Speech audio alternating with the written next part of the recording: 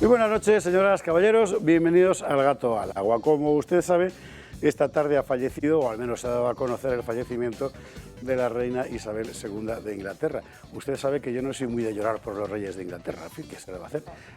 Objetivamente ha muerto el jefe de un Estado que mantiene de forma ilegal una colonia pirata en suelo español, porque eso es el Reino Unido de la Gran Bretaña. Así que quiere que le diga.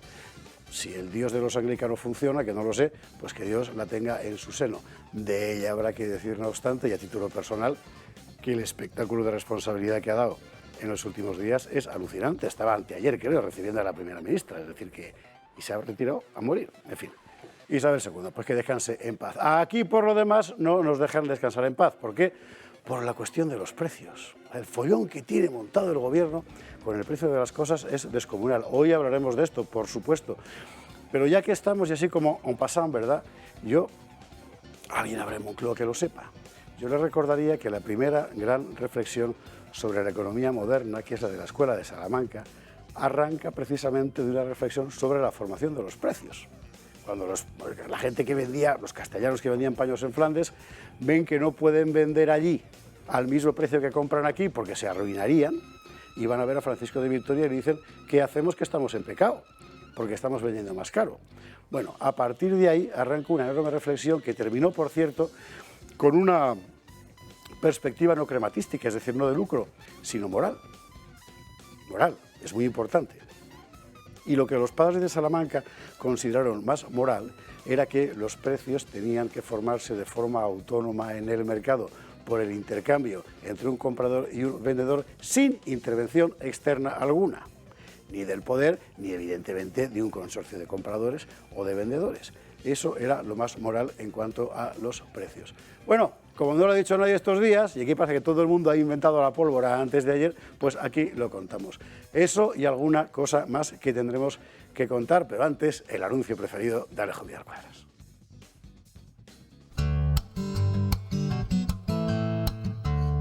Sisley patrocina este espacio.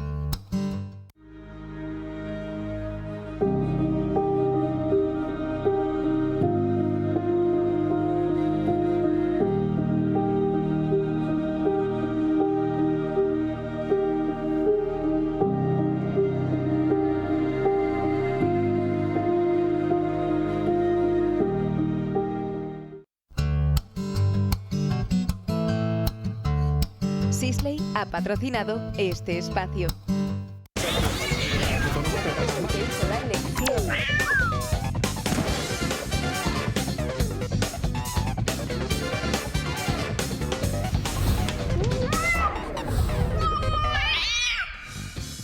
Jueves 8 de septiembre y nosotros vamos a empezar a repasar la actualidad española y aún mundial con estos titulares.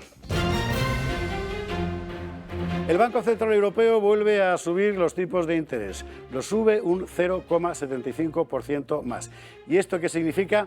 Exactamente lo que usted está pensando y que yo no voy a repetir porque el verbo es bastante impropio a estas horas. En fin, vaya preparándose, examinaremos las consecuencias. Naturalmente pasaremos por la cuestión de la intervención de los precios. El gobierno ha vuelto a aliarse consigo mismo. Vamos a ver. Lo de Yolanda Díaz, haciéndole la campaña a Carrefour, es que es alucinante. O sea, tiene usted a la ministra comunista por antonomasia de toda la Unión Europea haciéndole la campaña a una multinacional francesa de la alimentación. De verdad que es una cosa increíble. En fin, Yolanda Díaz Carrefour. Ya que estamos en esto, vamos a hablar de los famosos poderes ocultos, de los que tanto, en fin, los que tanto glosa últimamente el presidente Sánchez. Ayer lo anunciábamos. Si usted mira quiénes están en los poderes ocultos, va a descubrir que los poderes ocultos fundamentalmente esta gente del PSOE y del PNV y del Partido de los Socialistas de Cataluña. Lo contaremos. Como hoy en la mesa hay dos conspicuos liberales, vamos a examinar esta ocurrencia de Ciudadanos que dice que ahora quiere llamarse liberales. O sea, ya no ciudadanos, sino liberales. Bueno, ¿y alguien sabe qué quiere decir eso? Esta noche nos vamos a reír muchísimo. Nos vamos a reír un poco menos cuando veamos las razones y sin razones de Vladimir Putin con la cuestión del gas, porque, en fin, estas cosas en la mayor parte de las cadenas en Europa ahora se prohíben, pero, oiga, lo ha dicho, ha explicado por qué. Bueno, vamos a escucharle qué dice Putin acerca del Nord Stream 2 y del suministro de gas a Europa, y luego lo comentaremos. Y todo ello con la compañía de nuestros contertulios de esta noche, empezando por el liberal 1, Asís Timmermans. Muy buenas noches, ¿cómo estás? Muy buenas noches. Pues mira, estaba recordando algo que poca gente recordará en este país y entre ellos tú. Vamos, no por edad, que no la tienes la suficiente, sino por cultura, ¿no? Mañana es el 66 aniversario de la declaración de guerra a Inglaterra. Declaración de guerra que hizo La Codorniz, la revista española La Codorniz, que en su número del 9 de septiembre del año 1956 declaró la guerra a Inglaterra en pleno franquismo. Qué buena idea. Pues mira, yo creo que vamos a hacer lo mismo esta noche. Con gran pavor, divertidísimo. El número de La Codorniz, en que decidía por sí misma declarar la guerra a Inglaterra, es, bueno, pues eso. Yo creo que entonces era el director, pégame por favor si me equivoco, no lo sé. Entonces ya del Álvaro de la Iglesia. Álvaro de la Iglesia. Álvaro de la Iglesia. Gran humorista. Gran humorista, ciertamente. Gran humorista. Sí. Bueno, es verdad. Sí, sí. Una generación maravillosa de humoristas. ¿Eh? Sí, bueno, y no sé por qué digo esto, porque no, pues porque el día se tercia, está muy bien. Porque apetecía para hacerme el cultureta, que no está mal de vez en cuando. Lo dirá usted como homenaje a la reina fallecida. Claro, hombre, esa era la cosa, porque entonces, claro, ¿cuándo empezó el reinado exactamente? El 53 o 52. Ya era reina entonces, quiero decir que, claro, que... Sí, han sido 70 años de reinado, justo. Claro, todos recordamos a papas antes, bueno, salvo Patricia probablemente, era un piropo, perdona. Todos recordamos papas anteriores, yo qué sé, presidentes de Estados Unidos. Presidentes de Corea anteriores, bueno, presidentes de Estados Unidos son cada 4 u 8 años, no tiene mérito, pero lo único que casi ninguno hemos vivido son reyes de Inglaterra anteriores, ¿no? Bueno, yo por los libros... Hombre, claro. Es el reinado más largo, con la excepción de Luis XIV. ¿Por qué? Porque Luis XIV nació rey. Cierto, es verdad. Sí, señor. Mira. En fin, bueno, Asís, bienvenido. Antes de que se me estamos con un procedurosísimo camino. Don Antonio Alonso Timón, no diré que liberal 2, porque eso lo tengo reservado para Alejo Vidal Cuadras. Muy buenas noches, ¿cómo estás? Muy buenas noches, ¿qué tal está usted? Pues yo bien. Ya de vuelta de vacaciones, a ver, ¿bien la reentré o no? Sí, no sabía que... se me había olvidado por completo que había tenido vacaciones. Seguro que habrá aprovechado usted para escribir algún libro. En ello estoy, precisamente, sí. Y pronto verá la luz, ¿no? Esperemos que pronto vea la luz. Y va a ser extremadamente útil, por cierto, para niños y mayores. Ya verás. Ya iremos contando. No Antonio. tengo yo ningún aniversario de nada. El Cano, sí, la verdad es que es una maravilla la gesta del Cano que se cumple. Sí. Ahora Los 500 años. Mañana lo glosaremos un poco en los usuarios. Eso es maravilloso. De momento lo que ha sido fantástico es lo de Antena 3 poniendo que se metió por el canal de Suez en el mapa. O sea, hay que ser animal. Sí, ya lo he visto en las noticias. No, y un medio progre decía que había demostrado que la Tierra era redonda, porque claro, todo el mundo en esa época, incluso todo el mundo pensaba que era plana o hexagonal, no estaban muy seguros. Que la Tierra era un globo, o sea, que era redonda. Sabían los griegos. Desde Eratóstenes, sí, es más, Eratóstenes, perdona, y clavó el 40.000 kilómetros. No, que Eratóstenes midió el radio de la Tierra. Sí, señor. Se equivocó. Sí, o sea, quiero decir... Clavando un palo, clavando un palo en el suelo, midiendo la sombra. Qué cabeza. Es un problema de trigonometría elemental que, por cierto, con la nueva ley de educación nadie podrá resolver. ¿De trigo qué? ¿De trigo qué? Eso es una cosa agraria. En fin. El caso es que es una epopeya tremenda. Si lo hubiese hecho un inglés o un francés, sería portada en todos los medios de comunicación durante todos los años, en todos los medios de comunicación, como digo, pero como lo hizo es un español, pues la leyenda negra dirá ahora que también esto era patriarcado, el Cano, no sé, cosas de estas raras. Me contaba Carlos Esteban ayer que estaban poniendo el Cano con K, porque era vasco. Bueno, claro, o sea, estamos en este nivel ya. Supongo. De verdad que... Maravilloso. La historia de España es absolutamente impresionante y está llena de episodios magníficos como este. A propósito, Antonio Alonso Timón, bienvenido. A propósito de la redondez de la Tierra, y como uno ve los libros de los hijos, ¿verdad?, y se pasma, efectivamente desde los griegos se sabía.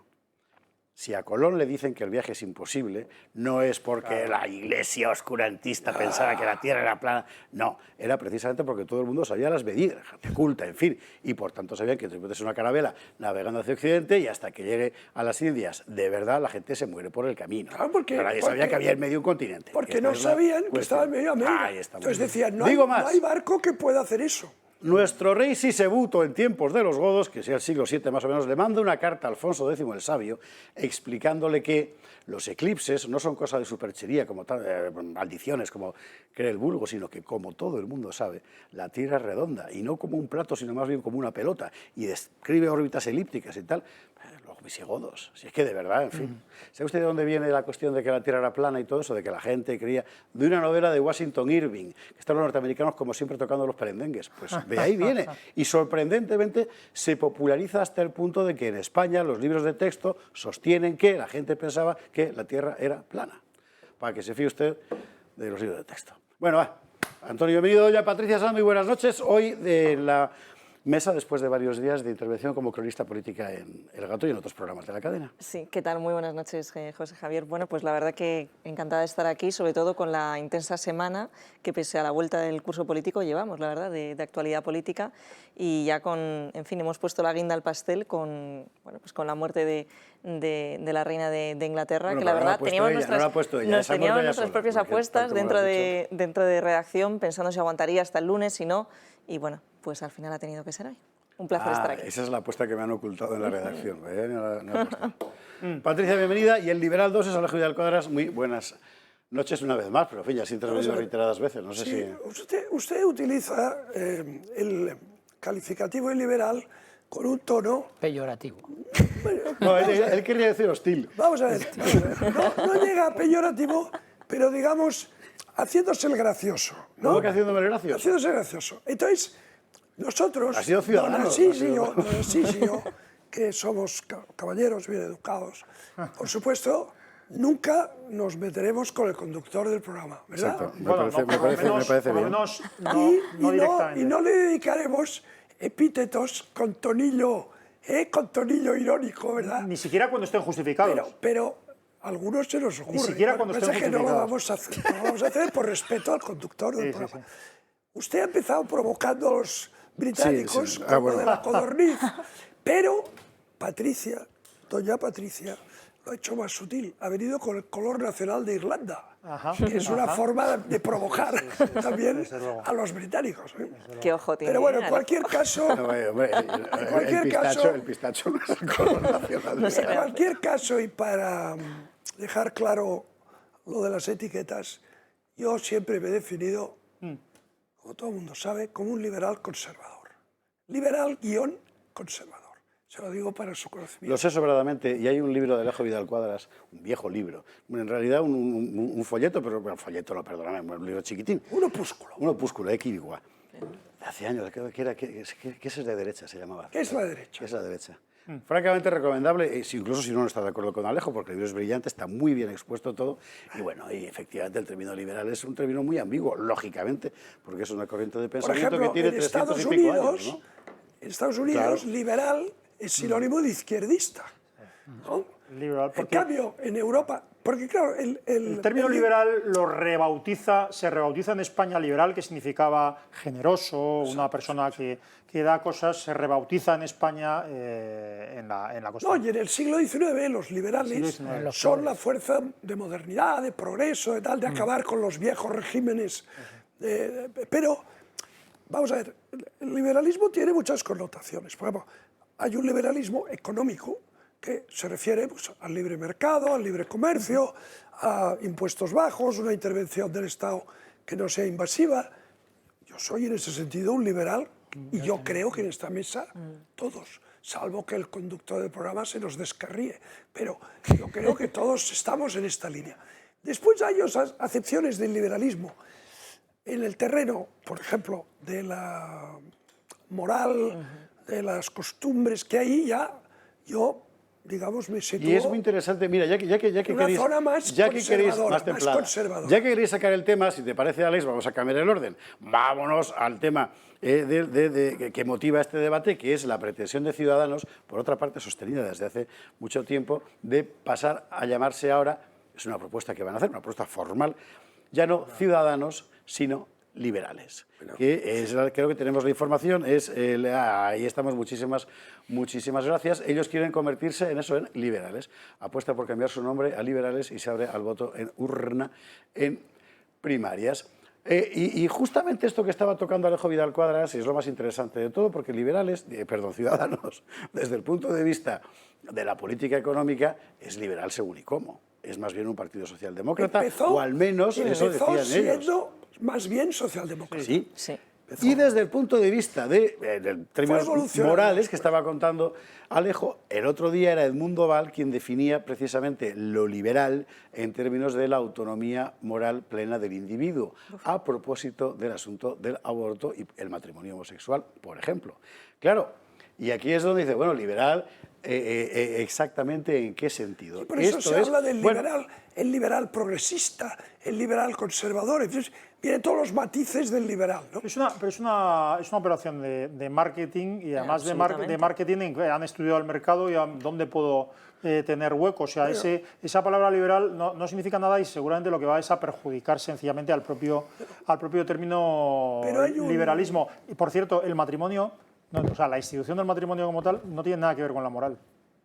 Nada que ver con la moral y menos con la moral individual. Eso es otra cosa, es un mecanismo social que establecen las sociedades en un momento dado para proteger la filiación, para determinar la filiación y protegerla, pero no tiene nada que ver con la moral, en sí, y menos con la moral individual. No, y para proteger a una célula de la sociedad que es básica, que es la familia, ¿no? Sí, pero que quiero decir yo creo que, no lo sé, quizá porque soy un poquito más joven que tú, no mucho, pero a lo mejor en términos morales pues me considero más liberal, etcétera. Pero es que yo creo que al final entender el papel y el valor de la tradición es lo que hace a un liberal sentirse eso que llaman liberal conservador y que yo he ido entendiendo con los años. De hecho, algunos de los escritos de Hayek, incluyendo aquella tercera parte de los fundamentos de la libertad que se llama ¿Por qué no soy conservador? Incluso algunos de esos escritos, si los lees conjuntamente con alguna otra obra de Hayek, leyéndolos entiendes por qué sí es conservador.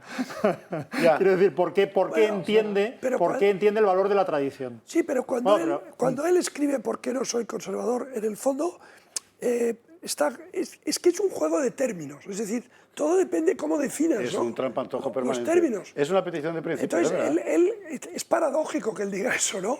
O sea, es paradójico. Antonio Alonso Timón, que no sé si es liberal. Sí, como ha dicho Alejo, yo creo que la doctrina, sobre todo desde el punto de vista económico, claro, desde el punto de vista social también, aunque con matices, pero desde el punto de vista económico yo creo que lo que mejor ha funcionado a lo largo de los últimos tiempos es la doctrina liberal, ¿no? El liberalismo económico, por frente a ocurrencias como la que esta semana hemos vivido con la vicepresidenta del Gobierno, de que el pan y los huevos y toda la cesta de la compra se vende al precio que ella diga. O sea, eso evidentemente sabemos cuáles son las consecuencias, está perfectamente estudiado el fracaso absoluto que es eso, que lleva a un racionamiento de la oferta, a una subida de precios, a un mercado negro, es decir, a una serie de consecuencias muy negativas para la economía. Lo que mejor ha funcionado en economía es el liberalismo propugnado, como tú muy bien has dicho en la entradilla del programa, ya por la Escuela de Salamanca. Es verdad... por Francisco Vitoria. Es verdad que con ciertos matices y evidentemente, porque lo habéis comentado, el liberalismo también tiene muchos matices, no es lo mismo Hayek que la escuela de Chicago, o sea, no es lo mismo el liberalismo de la escuela austríaca que el liberalismo de la escuela de Chicago. Pero la pregunta es si Ciudadanos es liberal. Que los libertarios... Bueno, yo creo que los libertarios, que en Estados Unidos también es una palabra muy utilizada desde el punto de vista económico y político, el libertario, que tiene otra acepción distinta a la que tiene en Europa, ¿no? Yo, con respecto ya concretamente a lo de Ciudadanos, yo creo que efectivamente, como ha dicho Asís, es una operación de marketing, está en una situación absolutamente angustiosa y yo creo que es una operación de marketing que llega tarde. O sea, Ciudadanos ya está con el agua al cuello y no creo que esta redefinición y esta cosmética que quieren aplicar a su programa político y que será plasmado en algunas cuestiones que pondrán negro sobre blanco en un nuevo programa político, no creo que le vaya a salvar de la quema. Creo que ya ha sido tarde, creo que Ciudadanos ha cometido errores estratégicos desde hace ya al menos 3 años, incluso antes de llegar Inés Arrimadas. Lo que ocurre es que el problema se ha acentuado con Inés Arrimadas. Yo creo que Inés Arrimadas, que era una buena candidata para Cataluña, que hizo una buena campaña en Cataluña y que luego abandonó Cataluña, ahí empezó el primer problema de Ciudadanos. Y cuando asumió la presidencia nacional de Ciudadanos no ha ido a mejor. Yo creo que es un partido que está en una deriva constante y que el liderazgo de Inés Arrimadas no ha aportado mucho a dicho partido. Dicho eso, pues bueno, yo creo sí que ha habido siempre en España un intento de acaparar ese espacio político del centro, que por cierto no ha funcionado casi nunca. Partido Liberal de Segurado, Unión Liberal de Pedro Schwartz, la Operación Roca, Partido Demócrata Liberal de Antonio Garrigues Walker. No, de Pedro Schwartz. No, eso es la Unión Liberal. ¿Qué he dicho? Pedro Schwartz. Claro, esa es la Unión Liberal. Antonio Garrigues, por su parte, tenía el Partido, el Partido Demócrata Liberal. ¿Has dicho Pedro Suárez? No, Schwartz. Pedro Schwartz. Pedro Schwartz, no, Schwartz. Sí, perdón. Schwartz, sí, queda claro. Schwartz, ¿vale? Bueno, podrías haber dicho Adolfo Suárez también un poco, ¿no? El UCD. No. Suárez era cualquier cosa menos liberal. Pero era un espacio de Suárez centro. era camisa azul pálido. Y además la UCD se rompe por se me olvidaba izquierda. de Joaquín Garrigues Walker, que estaba dentro, el hermano de Antonio, que estaba dentro de UCD, que también era el Partido Liberal. El que dijo aquello, o sea, si la dentro gente de supiera UCD, lo que hablamos en el Consejo de Ministros, saldrían todos corriendo para Francia. era una heterogeneidad de ideologías la que había en UCD, que luego por eso se rompe. Ha habido la una propia perpetua UCD. línea de partidos liberales en España y ninguno ha fracasado como tal. No ha funcionado. El experimento asegurado en realidad es el experimento de un señor. Bueno, dentro de la coalición popular. Segurado era un hombre muy elegante. Sí, era Fundamentalmente eso. Los Garrigues eran pues, sus cosas. Sus cosas. Cosmopolitas. ¿Vale? Sí, y el malogrado Joaquín con el aura que da morir joven, con perdón, quiero decir, porque Bueno, era muy inteligente. Sí. Y tenía mucha chispa. Sí, por eso te digo. Sí. Luego, Y el hijo también, Pedro Schwartz, claro, usted que es muy pequeño, no se acuerda de estas cosas, pero Alejo y yo, que somos muy mayores, sí.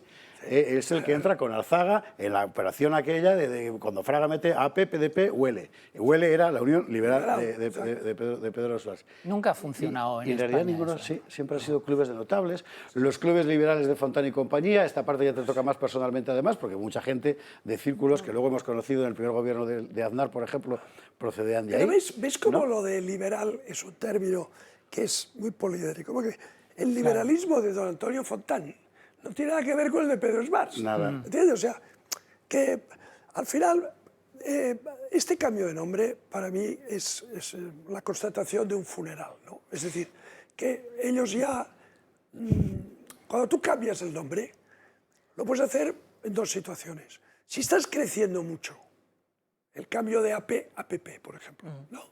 Cambio de AP a PP. Estás creciendo mucho y ves que cambiando imagen, cambiando logo, cambiando nombre, pero sin que el cambio sea brusco, porque Alianza Popular, Partido Popular, ¿no? Entonces, es una forma de crecer. Y después a los tuyos e incorporas nuevos. Y después hay el cambio de nombre para evitar que te reconozcan. No, pero yo lo que quería decir antes... En el caso de Ciudadanos, este cambio de nombre es una maniobra desesperada y, como decía Antonio, ya tardía. Y llega tarde. Llega tarde, pero sin embargo llega en un momento que ha pasado el experimento, ¿no? Ha visto cómo Alberto Núñez Feijóo está ahora abogando por ese voto de centro-izquierda y dice, bueno, pues voy a cambiar este nombre a ver si puedo volver a conseguir todo ese tipo de votante, pero yo también creo, Alejo, que no le va a servir de absolutamente nada en las próximas elecciones. Como los matrimonios que no funcionan, hay un momento que el vínculo entre votante y partido se rompe y eso ya no se recompone. Entonces, Ciudadanos... Depende, porque hay votantes socialistas que ahora mismo quieren hacer todo menos votar a Pedro Sánchez y quizás por eso la técnica, ¿no?, de Arrimadas a la desesperada de intentar ¿no?, pues volver a darle otro maquillaje a su partido. Porque el votante de Ciudadanos no es un votante fanatizado.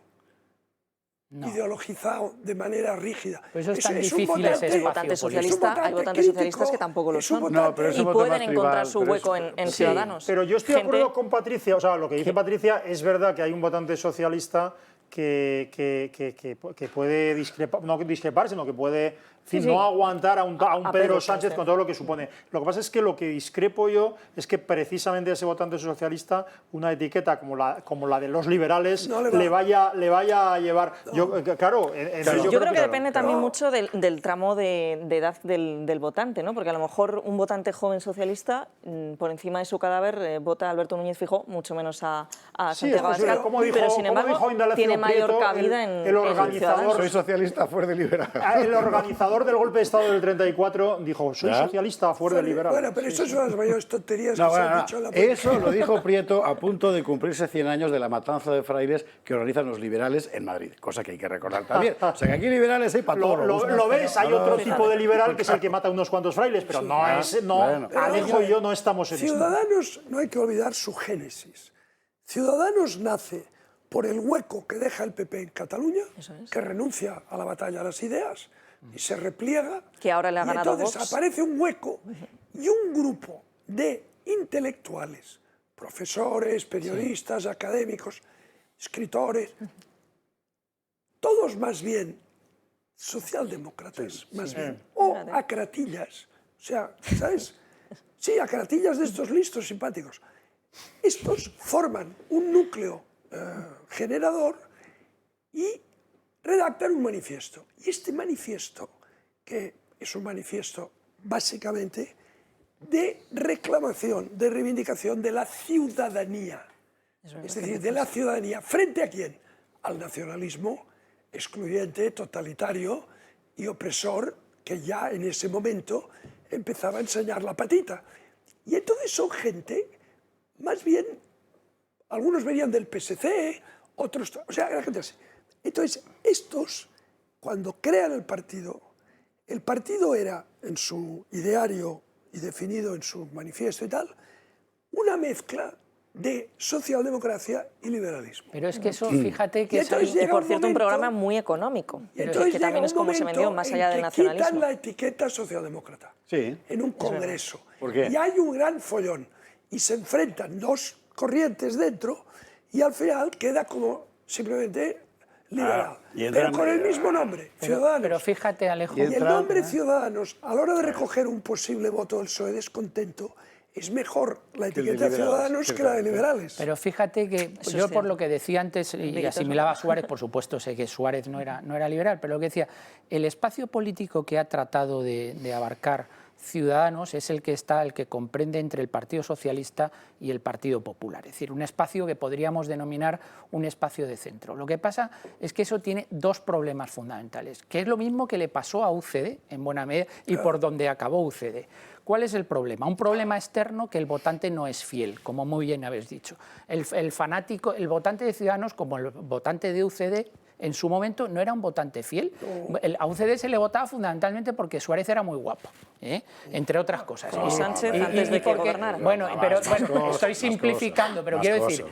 y en Ciudadanos se votaba porque efectivamente en Cataluña el Partido Popular había hecho dejación de sus funciones, había abandonado a la gente que se sentía españolista. Entonces, no es un voto fiel, problema externo. Y problema interno, la propia composición del partido. ¿Qué le pasaba a UCD? Pues a UCD le pasaba que tenías un Paco Fernández Ordóñez, que acabó en el Partido Socialista, y tenías a otra gente que luego acabó en el Partido Popular. Herrero de Miñón. ¿Qué ocurre? Herrero de Miñón, por ejemplo. ¿Qué ocurre ahora? Pues tienes a una Irene Lozano, que de UPyD, de Ciudadanos tal, ha acabado en el Partido Socialista, o tienes a mucha gente de Ciudadanos que ha acabado en el Partido Popular. O sea, te quiero decir... ¿Y en Vox? Y en Vox. Y en Podemos, mira Chenique. Claro, es un espacio, tiene un problema externo y un problema interno, que es un espacio político muy difícil de ocupar, porque es un espacio... Pero precisamente por eso, por el descontento, ¿no?, de los votantes socialistas, antes que votar al Partido Popular o Vox, vamos, yo lo veo clarísimo. Pero estoy muy de acuerdo con Alejo en que no deberían haber cambiado el nombre. ¿Por qué ese espacio de centro, digamos, que en Alemania es liberal, porque es el espacio del Partido Liberal de toda la vida, Hans-Dietrich Genscher, aquel señor, en Francia es mayormente liberal, en España no es liberal? Sí. En España, ese espacio de centro, que tiene mucho que ver con el inconmovible macizo de la raza que decía Dionisio Ridruejo, que es el que recoge UCD, es literalmente el espacio base del movimiento nacional, que era la verdadera fuerza de UCD, la clase media tranquila, que en España, por la propia experiencia histórica, no era liberal ni podía serlo. Bueno, eso es como yo lo veo, en fin. Sí, no lo sé, pero eso está bueno, esto es interesantísimo, pero... En cualquier caso van a desaparecer. En cualquier caso, se han equivocado. el cambio de nombre de Ciudadanos a liberales es un movimiento erróneo, equivocado, es una equivocación. Pero por lo menos han hecho algo de ruido. Mejor que haberse quedado callados. Es posible, pero ¿Qué técnica hacen para sobrevivir? Pero, si no? Patricia, es un estertorio, ¿sabes? Por resumir, vamos, por resumir. Resume, que no vamos a la publicidad, venga. O sea, en primer lugar, Ciudadanos no es especialmente, no es particularmente liberal, o sea, los que se van a llamar liberales no son esencialmente liberales, no pasa nada porque no lo sean, nadie es perfecto, y en segundo lugar es una operación de marketing. A la desesperada. Yo no deseo nada malo a nadie en particular, pero Ciudadanos ha acabado su propia tumba y lo que espero que es que si sirve para perjudicar en algo a la izquierda, me alegraría, sí, pero no lo creo. Señores, que nos vamos a la publicidad ya, que hay que hablar de un montón de cosas. Vamos a hablar de algo que no hemos anunciado en titulares, pero que me parece lacerante, es la palabra. Es que es la presentación por parte del exministro Salvador Illa de su autobiografía ayer, que solo le faltó Yo, Illa, autobiografía de un héroe, ¿verdad?, contando su gestión de la pandemia. Hay que tener la cara de hormigón con Fibratec. En fin, bueno, luego lo vamos a ver de inmediato, después de la publi. Antes de la publi les recuerdo que al ISEP, al Instituto de Ciencias Sociales, Económicas y Políticas, le ha salido un sobrino. Este sobrino es el IGED, que es el Instituto Jurídico de Enseñanza y Debate. ¿De qué se trata? Bueno, hay por ahí institutos de enseñanza jurídica extraordinarios. Pero seguramente lo que falta es un sitio donde gente que se dedica a otras cosas, el periodismo, los negocios, un aparejador, yo qué sé, que todos los días se topa con el derecho en su vida profesional sin ser jurista, necesita conocer los rudimentos. ¿Cómo funciona eso? Es decir, ¿cómo se le entra a uno el formateo jurídico en la cabeza?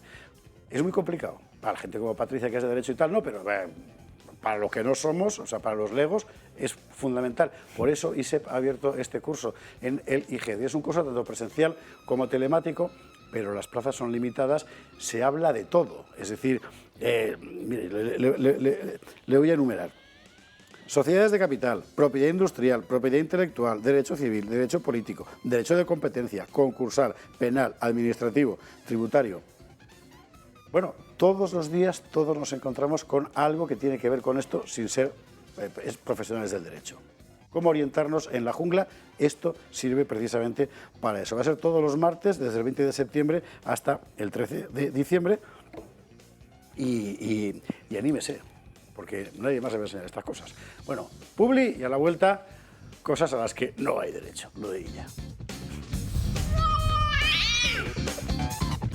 21, casi 22, 21 a 22 en Canarias. Ya que estábamos hablando de liberalismo, que me parece que no sería justo cerrar el tema sin mandarle un abrazo enorme a don Dalmacio Negro Pavón, profesor de muchos de nosotros, maestro de casi todo el mundo y seguramente de las personas que más han estudiado este asunto de fin de toda la vida. Así que, Dalmacio, amigo, un abrazo fortísimo. Bueno, ¿no es verdad? No, hombre, sí, claro. sí. Bueno, maestro. Vamos con el tema del COVID. Ayer contábamos la presentación, porque fue ayer a las 8 de la tarde, una cosa así, en la Casa de América, arropado por 10 ministros y el presidente del gobierno, sin preguntas de la prensa, porque quedaron vetadas, ¿verdad?, del libro de Salvador Illa, Yo mime conmigo, sobre la gestión de la pandemia. Vamos a ver. Aquí todos estamos dispuestos a ser indulgentes, porque al fin y al cabo la vida es corta y mire usted. Y para algunos, por cierto, por culpa de este señor, más corta que para otros. Pero todo tiene un límite. Todo tiene un límite. Objetivamente, la gestión de la pandemia por parte del gobierno Sánchez ha sido de las peores del mundo, y digo objetivamente. Ayer, en fin, poníamos algunos pocos datos en la mesa. Hoy Jorge Prieto va a poner unos pocos más. Y me parece que hay cosas que no se pueden dejar pasar. Y creo que esto no se puede dejar pasar. Lo vemos. ¿Recuerdan este momento cuando Illa y Sánchez entraban en un hospital?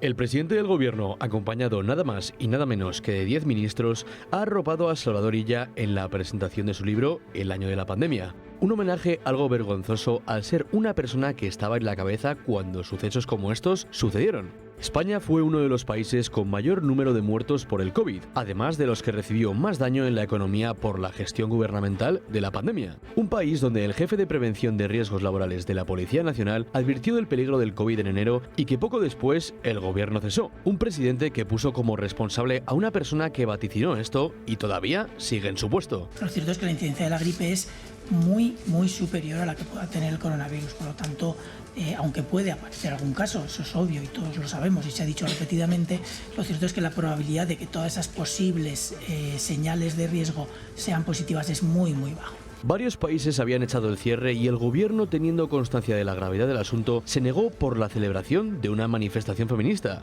A su vez, controlaban las redes para privar de opinión a los ciudadanos y así no generar descontento con el gobierno. No se aceptaban tampoco preguntas de periodistas en ruedas de prensa y llegaban a filtrarlas. Los partidos de la oposición como Vox, PP y Ciudadanos insistieron que cerrase Barajas y aún así Sánchez se negó. Un gobierno que ha violado la Constitución 2 veces, donde 3 responsables están imputados por fraude en la adjudicación de la compra de material sanitario a empresas que poco tenían que ver con productos sanitarios. Unos ministros que no bajaban el IVA de los productos sanitarios y que jugaban con los ciudadanos al marearlos con quitar las mascarillas y al día siguiente ponerlas. Pues bien, la persona que vio que permitió todo eso era Salvador Illa, un político que ahora es arropado y elogiado y que probablemente haya sido uno de los peores gestores de la pandemia en el mundo.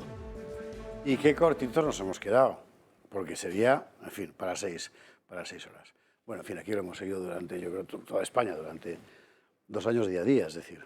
Pero el resumen es, o sea, hay que recordar estas cosas porque el problema no es que fuera la peor gestión que se ha hecho, el problema es que fue intencionadamente mala. Es decir, cuando fomentan las manifestaciones del 8 de marzo es que ellos saben perfectamente cuál es la situación, ya lo saben. ¿Y qué es lo que ocurre? Que ni siquiera se pueden poner a preparar el decreto el decreto de alarma, que no debería haber sido un decreto de alarma, otra cosa, pero bueno, es igual. Ni siquiera se pueden poner a los equipos técnicos a preparar la medida porque ellos están negando la gravedad de la situación por motivos políticos. Entonces, si ponen a los equipos de los ministerios a preparar las medidas excepcionales, esto habría cantado, habría saltado. Entonces, ¿qué es lo que hacen? Negarlo y paralizar. Por eso, olvidamos estos detalles tontos, pero por eso, después del 8 de marzo, sale Sánchez y no anuncia que se adoptan medidas, sino que se adoptarán medidas y se adoptan 5 días más tarde. ¿Por qué ese decalaje? Porque se han negado no solo a adoptar medidas que afectaran al 8 de marzo, sino a prepararlas. Y por eso tardan 5 días en prepararlas. Bueno, pero dicho esto, las medidas sanitarias bajo el mando de este señor, que yo no quiero calificar porque va a sonar a lo que...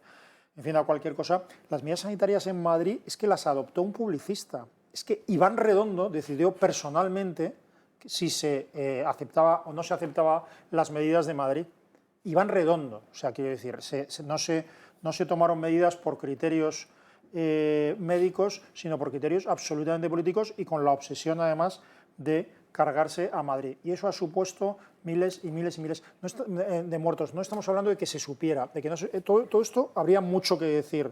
En la noticia, perdón, porque me estoy desahogando, la noticia, que se repita la noticia, que mucha gente, no solo si se podía saber, algunos amigos míos lo advirtieron en enero, quiero decir, vamos a saber, decía un amigo, vamos a saber lo que es una emergencia, recordar la noticia del jefe de policía que ya estaba obligando a su personal a llevar mascarillas porque sabíamos lo que pasaba y que le echan el día que declaran el estado de alarma, le echan precisamente porque no han querido... Esto es tremendo.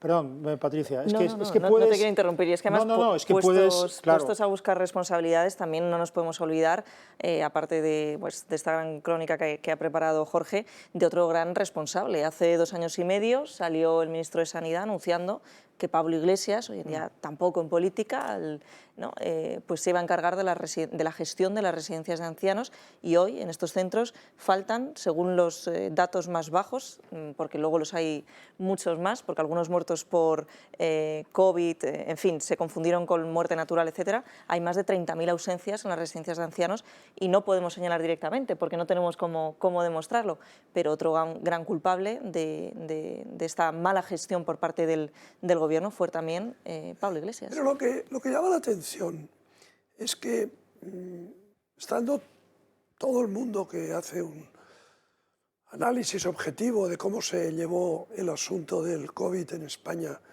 todo el mundo está de acuerdo en que fue probablemente de las peores, si no la peor gestión de Europa, ¿no? O sea, fue espantoso, porque no solamente técnicamente fue un desastre, sino que se daban órdenes contradictorias, no había material, se importaba material a unos precios disparatados por parte de empresillas extrañas, que esto nunca se ha acabado de aclarar. Se vulneraba la Constitución una y otra vez con determinadas disposiciones de confinamiento o de estados de alarma prolongados de forma absolutamente inconstitucional. Es decir, fue un auténtico caos. Pero lo que llama la atención es que el ministro de Sanidad, que era uno de los máximos responsables de la gestión de esta tragedia, se atreve a escribir un libro para reivindicarse. Sí. O sea, entonces esto a mí me lleva a una conclusión que es muy alarmante. El absoluto desprecio por la verdad de este país. Es decir, que no existe el mínimo pudor en pisotear la verdad al servicio de la propaganda. Entonces, este señor, si tuviera un mínimo de decoro, lo que haría es estar calladito, estar en Cataluña, ahora él es el jefe allí del grupo parlamentario del PSC y tal, dedicarse a las cosas catalanas, si es posible sin colaborar con el separatismo como hace todos los días, ¿no? Y hacerse olvidar.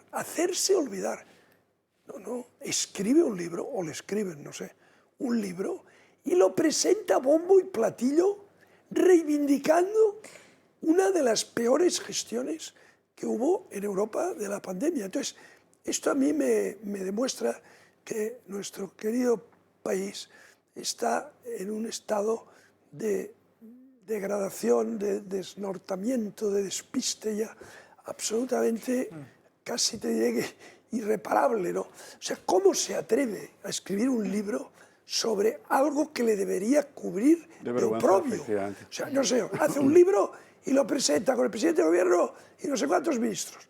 Por eso os digo que una de las primeras cosas que tendríamos que hacer cuando acabe la pesadilla de este gobierno es restaurar la verdad en la medida de lo posible. Por cierto, para ser enteramente justos, en la descripción del evento, el libro lo presentó Àngels Barceló, periodista que hace 2 años le preguntó a ella si iba a haber alguna auditoría de la administración, en fin, por parte del ministerio, y que esta vez no le preguntó nada.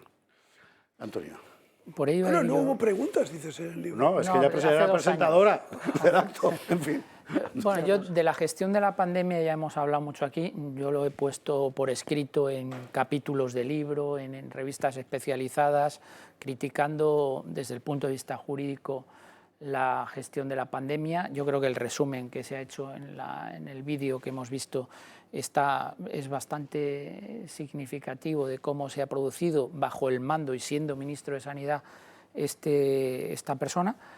Pero me voy a centrar en el carácter personal y voy a ir al origen. Cuando a Salvador Illa le nombran ministro de Sanidad por un cupo territorial que hacen todos los gobiernos. Y dice, bueno, pues de Cataluña, ¿quién viene? Pues del PSC catalán le toca a Salvador Illa. ¿Qué le damos a Salvador Illa? Pues le damos un ministerio que en realidad, cuando se conforma el gobierno, era un ministerio que iba a ser tranquilo. Un ministerio de, joder, si no le apetece, ministro de Sanidad, prácticamente no tienes competencias, las competencias las tienen las comunidades autónomas y era raro que te pasase algo. Y se encuentra con lo que se ha encontrado. O sea, se encuentra en marzo, bueno, ya anteriormente, como le habían avisado, se encuentra con esta pandemia del COVID-19. Y la gestión que ha hecho este hombre, que era un hombre gris ya de por sí, pues ha sido una gestión muy oscura.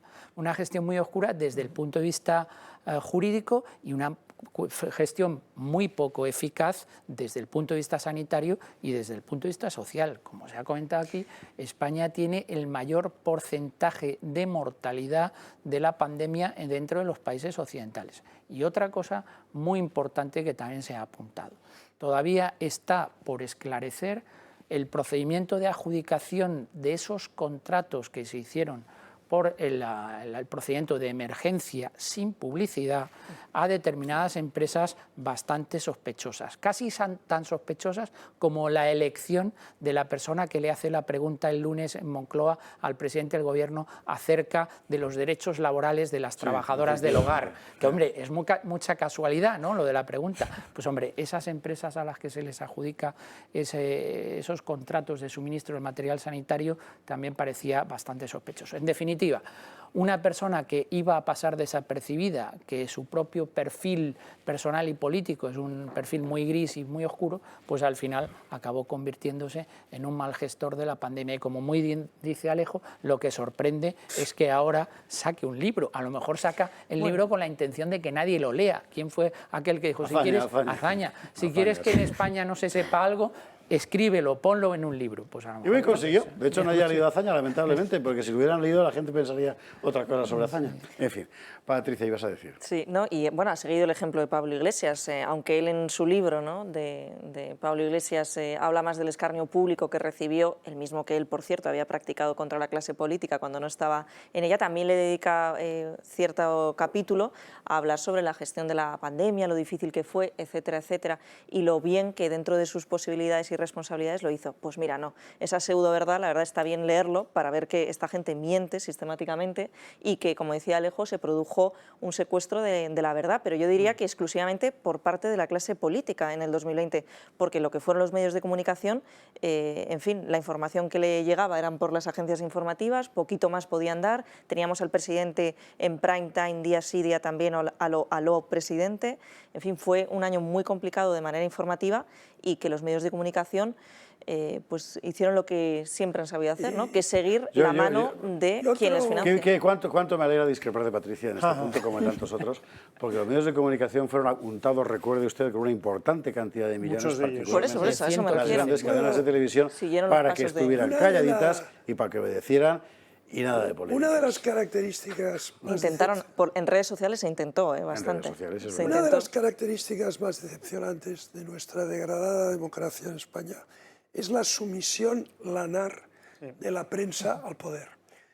Yo solo a veces le digo a algún joven así que empieza a querer entender las cosas, digo, mira, tú mira un vídeo de una rueda de prensa de la Casa Blanca y después mira un vídeo de la rueda de prensa del Consejo de Ministros en España y compara, ¿no? La Casa Blanca, se levanta ahí uno y le suelta un trallazo al portavoz de la Casa Blanca que lo deja temblando. Y cuando el otro trata de escabullirse, le atornilla y le acosa hasta que... O sea, eso ya también eso era antes, Alejo. Eso era en la Casa Blanca. Perdona, eso se ve en la Casa Blanca. Sí, pero ya no como antes, no en los años 70 y 80. Vamos a ver, o una rueda de prensa, por ejemplo, en el Reino Unido. Estoy de acuerdo. O sea, terrorífico, terrorífico. Sí, o un simple debate. Lo que pasa es que una entrevista en la BBC o en la ITV a un ministro de la Corona y el periodista le va a preguntar siempre a pillarle. Y le trata de tú a tú. Y si no le responde, le dice, no me has respondido, cosa que aquí no sucede nunca. Pero que una las repreguntas en pandemia, efectivamente, que no existían. Que no existían y que era una cosa... Es que, por ejemplo, es que una cosa hasta indecentes. Es que a ella se le preguntó muchas veces por el número de fallecidos y por los... Y entonces decía siempre con ella, se darán los datos, mañana se darán los datos y tal. Y nunca lo daba. A Pedro Sánchez le dijo su asesor, nunca jamás des el número de muertos. Y se le preguntó una y otra vez, y, sí, perdona, esta tarde te los dan. Y lo decían tranquilamente y nunca sucedía. Quiero decir, una persona que dijo que se iba a hacer una auditoría de la gestión, que es una cosa mínima y además incluso necesaria, ¿no? Es que no la haya hecho es una vergüenza. Que hayan incumplido todo lo que dijeron que iban a hacer es una vergüenza, pero que después de incumplido publique un libro... Pero es un fíjate crimen. cómo Muy sería la rápidamente, gestión Antonio. de la pandemia del Ministerio de Sanidad, que en cuanto pudieron en el segundo estado de alarma se lo quitaron de en medio y se lo endosaron a las comunidades autónomas, porque claro, fue una catástrofe brutal la gestión centralizada que hizo el gobierno. Entre otras cosas, por lo que decíamos anteriormente, era un ministerio, el Ministerio de Sanidad, que no estaba acostumbrado, porque había perdido las competencias prácticamente hace 20 años en favor de las comunidades autónomas, a hacer esa gestión centralizada. Es que no tenía ni personal. Claro, exacto. Tenemos que hacer una pausa para la publi, sí o sí. Tenemos que hablar todavía de la polémica en torno al Consejo General del Poder Judicial, donde la novedad fundamentalmente ha sido que hoy Feijóo ha sido tildado de malcriado por parte de una ministra del Gobierno. Porque el nivel es este, malcriado. En fin, bueno.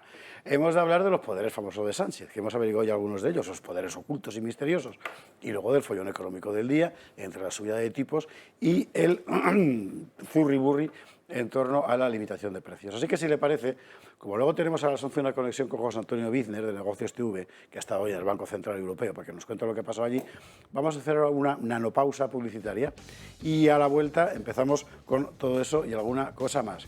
Acaba de ver usted que aquí el tema de la pandemia lo tratamos como usted lo vio y sabemos positivamente que muchos miles de nuestros espectadores hoy son personas que nos descubrieron precisamente durante aquel funesto año. Bueno, eso fue posible gracias a ustedes precisamente, gracias a que a través del Club de Amigos nosotros podemos ser libres y no teníamos a nadie ni untándonos con dinero más limpio o más sucio ni dándonos órdenes.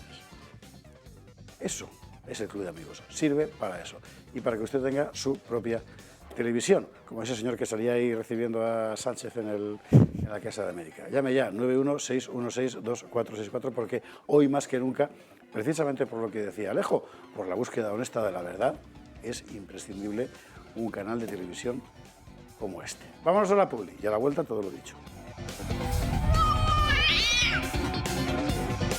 22:42, 21:42 en las Canarias y vamos con una cuestión crucial de la vida pública española, pero que ya se ha cronificado. O sea, ya realmente nadie cree que vaya a salir nada bueno de aquí, que es el famoso asunto de la renovación de los órganos del Consejo del Poder Judicial y concomitantemente del Constitucional, etcétera, etcétera, etcétera. Ayer estaba Patricia Sanz cubriendo la apertura del año judicial con el follón político correspondiente y hoy, Patricia, la polémica ha seguido en torno al mismo asunto. Así es, José Javier, porque hoy el Consejo General del Poder Judicial pues hemos conocido que no va a cumplir con el plazo del próximo 13 de septiembre que había dado el Gobierno de Pedro Sánchez para designar a los 2 magistrados del Tribunal Constitucional. De hecho, el órgano de gobierno del Poder Judicial ha concluido que no tiene candidatos y que, por tanto, el único acuerdo al que han llegado hoy ha sido el de elegir los requisitos y el procedimiento de selección de los aspirantes. Luego, además, hemos ido conociendo a lo largo de la mañana pues las diferentes opiniones de los partidos políticos que, como Ciudadanos, por ejemplo, pues no han dudado en apuntar que la negociación, que está simplemente consistiendo en un chantaje del Gobierno. Y creo que tenemos un total sobre ello. A Carlos Lesmes lo que le pido es que no ceda al chantaje del Gobierno. Esto se ha movido en un marco de chantaje del Gobierno al Partido Popular y al Poder Judicial, en donde el Partido Popular ha caído estrepitosamente en este chantaje y ya está Esteban González Pons negociando, dice, discretamente con el señor Bolaños. Otros, como Podemos, pues directamente lo que han hecho ha sido culpar al presidente del Supremo y del Consejo General del Poder Judicial, Carlos Lesmes. El señor Lesmes, la mayor parte de su carrera la ha desempeñado en puestos a los que llegó con el apoyo del Partido Popular. Esto es un hecho, no es una opinión mía. También es un hecho que cuando un órgano constitucional pierde su mandato democrático es, como mínimo, anómalo que siga trabajando en funciones, y por eso he dicho antes que deberían haber dimitido hace mucho tiempo. Y luego, por otro lado, por parte del Gobierno no hay una mejor defensa que un buen ataque. Lo apuntabas al principio, José Javier. Hemos conocido una serie de declaraciones que arremetían directamente contra el líder de la oposición, a quien el presidente del Gobierno pues, no le ha dado la oportunidad de debatir sobre la cuestión más allá de aquel encuentro que mantuvieron en Moncloa cuando Alberto Núñez Feijóo pues se inauguraba, ¿no?, como presidente del Partido Popular. El señor Feijóo sabe cuál es su obligación, que la cumpla y por tanto que deje de hacerse el malcriado, si me permitís la expresión, que cumpla con la Constitución y que cumpla con los españoles y con su país. Y usted dirá, ¿y esta señora quién es? Es la ministra de Ciencia. No la conoce nadie, pero en fin, pues hay que contarlo. Porque si hay no, ministros que están todavía inéditos, por ejemplo, el de universidades, ¿no? Sí, así es. O la de ciencia. Cuéntate, termina de contarnos, Patricia, ¿qué más ha pasado? Sí, ¿no? Y básicamente lo que vemos es que ni la advertencia que hizo ayer o los últimos días Carlos Lesmes, ni el rey, ni el presidente del Gobierno en la amenaza que dio en el debate cara a cara en el Senado, parece que hayan servido de mucho, ¿no? Mientras incluso suenan las campanas, como algunos miembros del Gobierno han dejado caer, puesto que así se lo han preguntado. Veíamos hoy una entrevista a Margarita Robles de la posible dimisión de Carlos Lesmes. Lo cierto es que Pedro Sánchez se pone nervioso porque este bloqueo en el Tribunal Constitucional provoca que no puedan fallar en contra de los recursos que se han presentado contra sus leyes más ideológicas. Pensemos, por ejemplo, la ley del aborto, la ley de eutanasia, la ley CELA, etcétera, etcétera, etcétera. Pero al final, José Javier, todo es una técnica, puesto que nos encontramos, como bien sabemos, al inicio de un ciclo electoral. Oye, Patricia, ¿tú estabas en la sala, dentro de la sala, o estabais fuera los periodistas? Fuimos en el Tribunal Supremo, ¿te refieres? Sí. El momento de la apertura sí, cuando judicial. Estaba pronunciando el discurso Lesmes, ¿los periodistas estabais dentro o fuera? Te cuento, bueno, en nuestro caso fue un poco diferente porque estuvimos primero en el Supremo y luego nos fuimos corriendo para el Constitucional, pero sí que nos permitieron estar dentro. El Supremo tiene habilitada una sala de prensa, además muy bien, al lado de la escalera principal para prensa, para seguir todo en directo. No les vemos directamente, pero les vemos a través de una Yo creo que la pregunta tiene recámara, la pregunta de Timón. ¿Cuánto la recámara? ¿Pudiste ver en vivo y en directo la cara que ponía el rey y la ministra de Justicia cuando estaba pronunciando el discurso Lesmes? Bueno, lo vimos a través de vídeos, pero sí, sobre todo cuando envió aquel ultimátum, ¿no?, de que iba a haber otra serie de consecuencias si no se ponían de acuerdo Sánchez y Feijóo. Bueno, una cara de circunstancia. La tensión fue... Vamos a ver. Pero no era la primera vez que lo decía Lesmes. No, el propio rey instó en su discurso a que tienen ya que sentarse, pero todos sabemos que hasta que no haya elecciones... La cuestión es que es imposible, y hay que explicar que es imposible porque el Partido Socialista quiere que el PP diga ya a la renovación, antes de tener que aplicar todos los correctivos que la Unión Europea pide, en términos de mayor independencia en el nombramiento de los miembros del Consejo, y el PP dice que no pacta si no se incorporan esos correctivos, con lo cual la solución, no hay opción. La solución es facilísima, se podría resolver en días.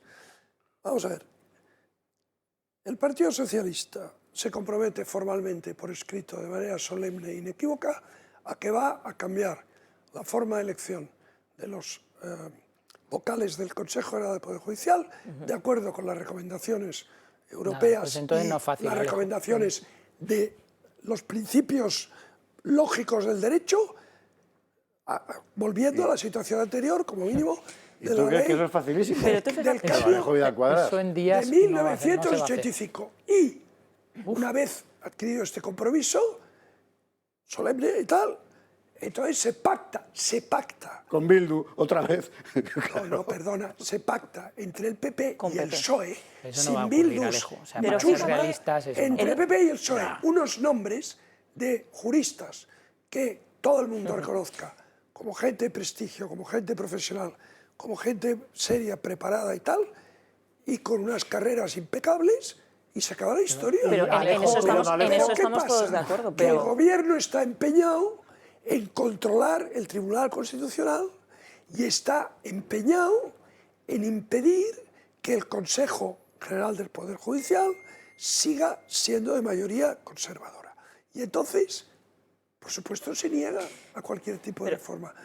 Lo que estamos viviendo es la cara más nefasta de la partitocracia, es decir, de los partidos invadiendo las instituciones del Estado al servicio de sus intereses parciales. Y además de la forma más intensa que se ha hecho desde la democracia. O sea, porque hay que recordar que el Gobierno ya presentó no sé si proyecto o proposición, en esto no me acuerdo, porque fue ya hace prácticamente 2 años, y digo que no me acuerdo porque muchas veces ha presentado, en vez de proyectos de ley, ha presentado proposiciones de ley para evitar los informes sectoriales preceptivos que tienen que acompañar la documentación de los proyectos de ley. Este es un truco. Pero claro, es un filibusterismo parlamentario.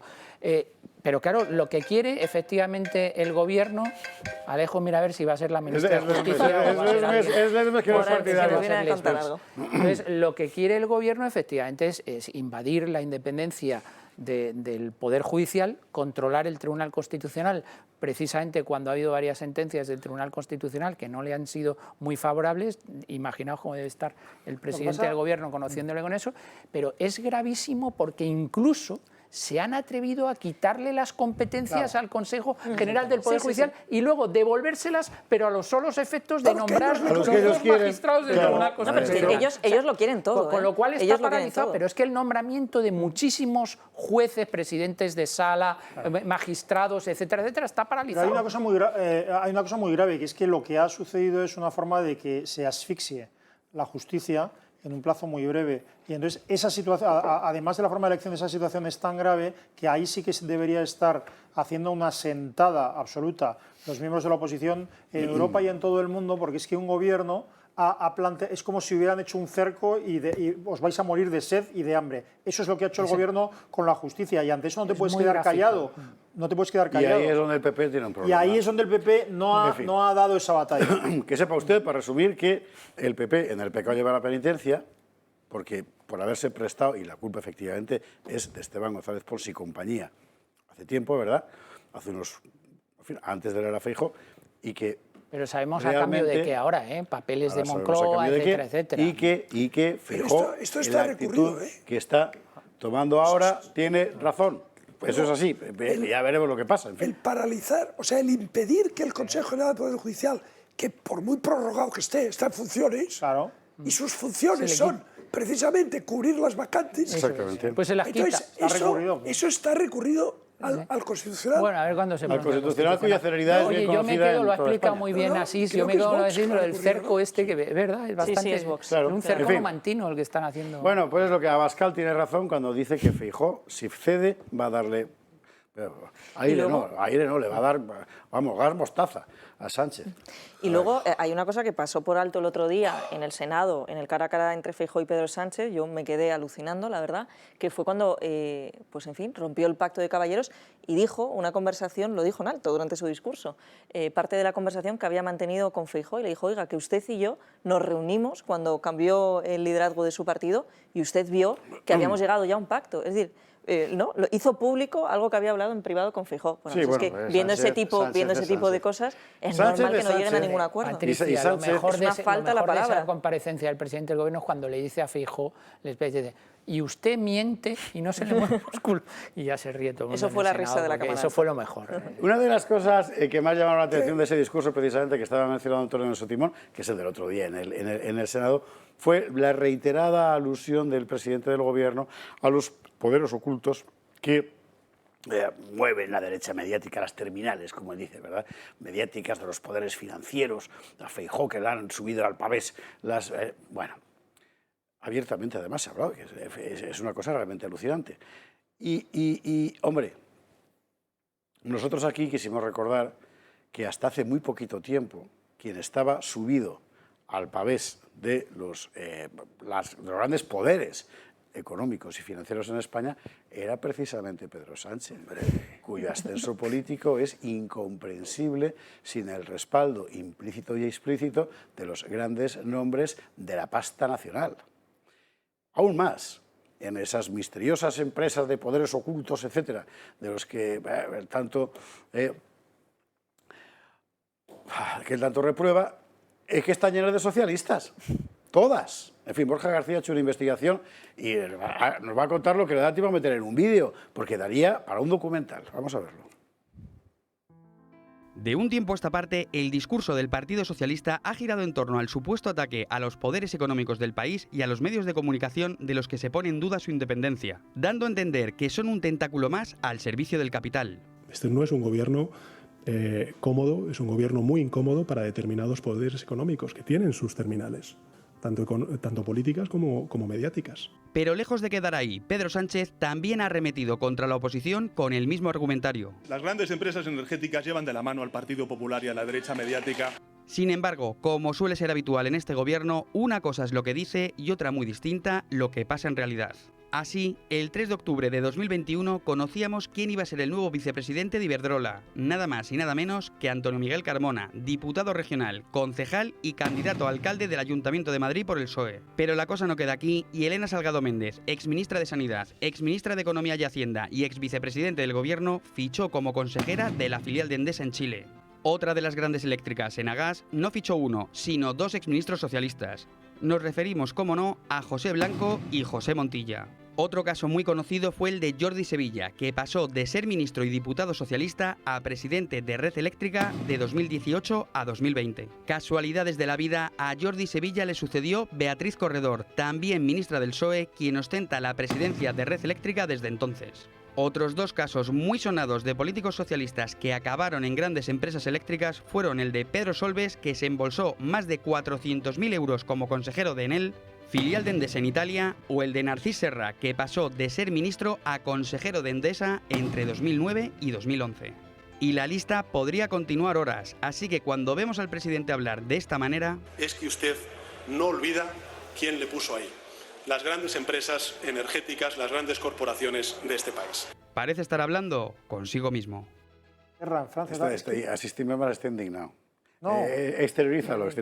No, que quiero decir que normalizó, o sea, este discurso falso, de decir, es que a usted le han puesto los poderes económicos de un tipo que representa precisamente que es un ricachón, que es el suegro el que le ha financiado, porque total, ¿quién no tiene un suegro que tiene una red de locales de mala nota que te paga la carrera política? Feminista. Es decir, un ricachón, un tipo que ha estado en Caja Madrid aprobando cualquier cosa, en un partido que tiene, al cual pertenecen la mitad de los consejeros de grandes eléctricas y bancos de España, y entonces se normaliza en España que un tipo así haga este discurso de que al jefe de la oposición o de un partido político, a usted le han puesto las grandes empresas. ¿Ustedes se imaginan esto en Inglaterra, en Francia, en cualquier país normal? Y entonces que este tipo, de repente, un gabinete sectario ha dicho, venga, ahora lo que vamos a hacer es esto, que es dar la imagen que es que son los grandes medios económicos los que ponen al jefe de la oposición, y va y lo hace. Es que esto no es normal, esto es bananero.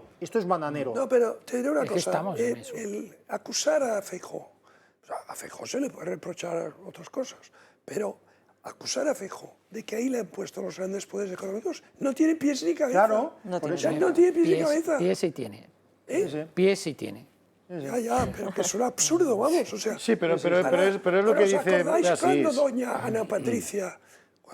Ana Patricia salía arrebolada de esos grandes discursos de Pedro Sánchez ante todo el IBEX, en posición que es la primera genuflexa, felicitación que recibe el gobierno Sánchez. Y donde Ana Patricia decía, es que no se puede no estar de acuerdo con el presidente. Hombre, claro, porque es que qué bien lo ha dicho el presidente. O sea, era una cosa que provocaba vergüenza ajena.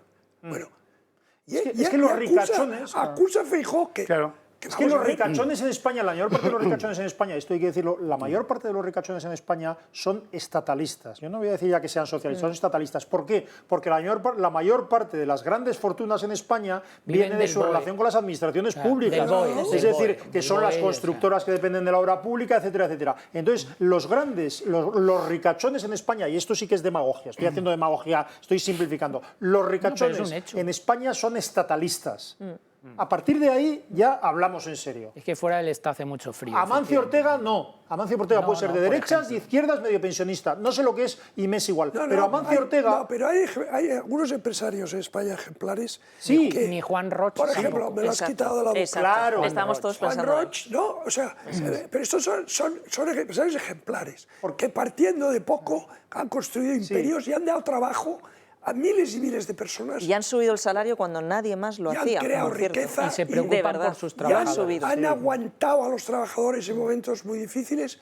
Entonces, vamos a ver, los demás, los llamados sectores regulados, estos están siempre genuflexos ante el gobierno. Y los que dependen de la obra pública, claro, pero lo que quiero decir es que vamos a ver, puede parecer gracioso, porque puede parecer poco creíble que un presidente ricachón que tiene a la mujer con contratos del Instituto de Empresa y de Marruecos y de puede parecernos gracioso. ¡Ay, qué gracioso! No le cree nadie. Pero no es gracioso, es tétrico, porque es una forma de cargarse ya todo el poco debate político que hay en España. Yo estoy de acuerdo contigo y añadiría algo más, porque tengo la certidumbre moral de que este giro retórico, porque ahora Pedro Sánchez, el problema que tiene fundamentalmente es que basta con que se le desmovilice un 10% de su electorado para que pierda el poder él, Podemos, los separatistas y todo el mundo. Ahora mismo la situación es esa. Estoy convencido de que ese giro retórico está, por supuesto, hablado con esos poderes a los que él está acusando de promover a Feijóo. Estoy absolutamente convencido y nadie me va a poder quitar a mí esa... Pero lo que ha dicho Asís, yo estoy una vez más de acuerdo con él, la impresión que da es de una república bananera, porque si vemos el discurso del presidente del Gobierno el martes en el Senado y lo ponemos en relación con lo que sucedió en la Moncloa el lunes, es que utiliza el Palacio de la Moncloa para dar un espectáculo, bueno, por supuesto eligiendo a 50 personas que eran cargos socialistas, con preguntas preparadas, y utiliza un discurso en la Moncloa que no es un sitio partidista, que es la residencia del presidente del Gobierno, para hacer lo que le da la gana allí, un acto partidista, poner verde al jefe de la oposición en unos términos absolutamente bananeros. Yo creo que el presidente del Gobierno está muy nervioso. Yo creo que esta nueva estrategia política de atacar ferozmente al señor Feijóo le va a salir mal. Debería haber aprendido de cómo le fue cuando atacó ferozmente a Isabel Díaz Ayuso en Madrid y, por lo tanto, que sigan haciendo eso, porque se están equivocando plenamente. Nos vamos a la publicidad, sí, porque tenemos a José Antonio Wizner recién llegado de Frankfurt, de la cosa del Banco Central, porque hay que hablar de los tipos, claro. Ahora tenemos que hablar de los tipos de interés, de la subida, de lo que significa eso. Hemos de hablar del mogollón de la limitación de los precios de los alimentos, de la campaña publicitaria que le está haciendo el Gobierno de España a Carrefour vía Yolanda Díaz y de muchas cosas más. Así que vamos a hacer una pausa para la publicidad, si a usted le parece, y a la vuelta lo contamos. Mientras tanto, puede usted aprovechar para meterse en el Telegram de Julio Ariza, que es lo que voy a hacer yo, a ver qué está contando a estas horas, y si no tiene usted el Telegram de Julio Ariza, no sé a qué está esperando, porque casi 60.000 españoles se informan con esto permanentemente. Bueno, enseguida. El derecho es uno de los aspectos clave de un mundo laboral que cada día demanda profesionales con mayor formación en múltiples campos. Si deseas adquirir conocimientos jurídicos aplicables al mundo profesional y empresarial, el Instituto Jurídico de Enseñanza y Debate lanza la primera edición del curso básico de Derecho de la Empresa. Durante un total de 10 sesiones de 2 horas de duración, magistrados de reconocida trayectoria abordarán cuestiones como las sociedades de capital, la propiedad industrial e intelectual, el derecho civil, político, de competencia, concursal, penal económico, administrativo y tributario. Los martes, desde el 20 de septiembre hasta el 13 de diciembre de 2022, primer curso básico de Derecho de la Empresa, en formato presencial o telemático. Plazas limitadas. Instituto Jurídico de Enseñanza y Debate, una iniciativa de ISEP Madrid.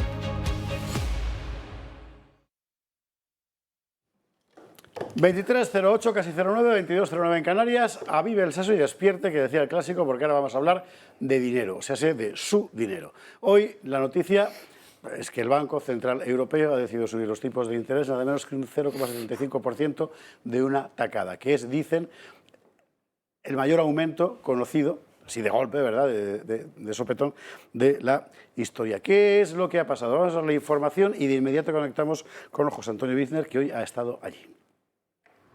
El Consejo de Gobierno del Banco Central Europeo ha decidido elevar los tipos de interés en 75 puntos básicos, de forma que el tipo de interés para sus operaciones de refinanciación se situará en 1,25%, mientras que la tasa de depósito alcanzará el 0,75% y la de facilidad del préstamo el 1,5%.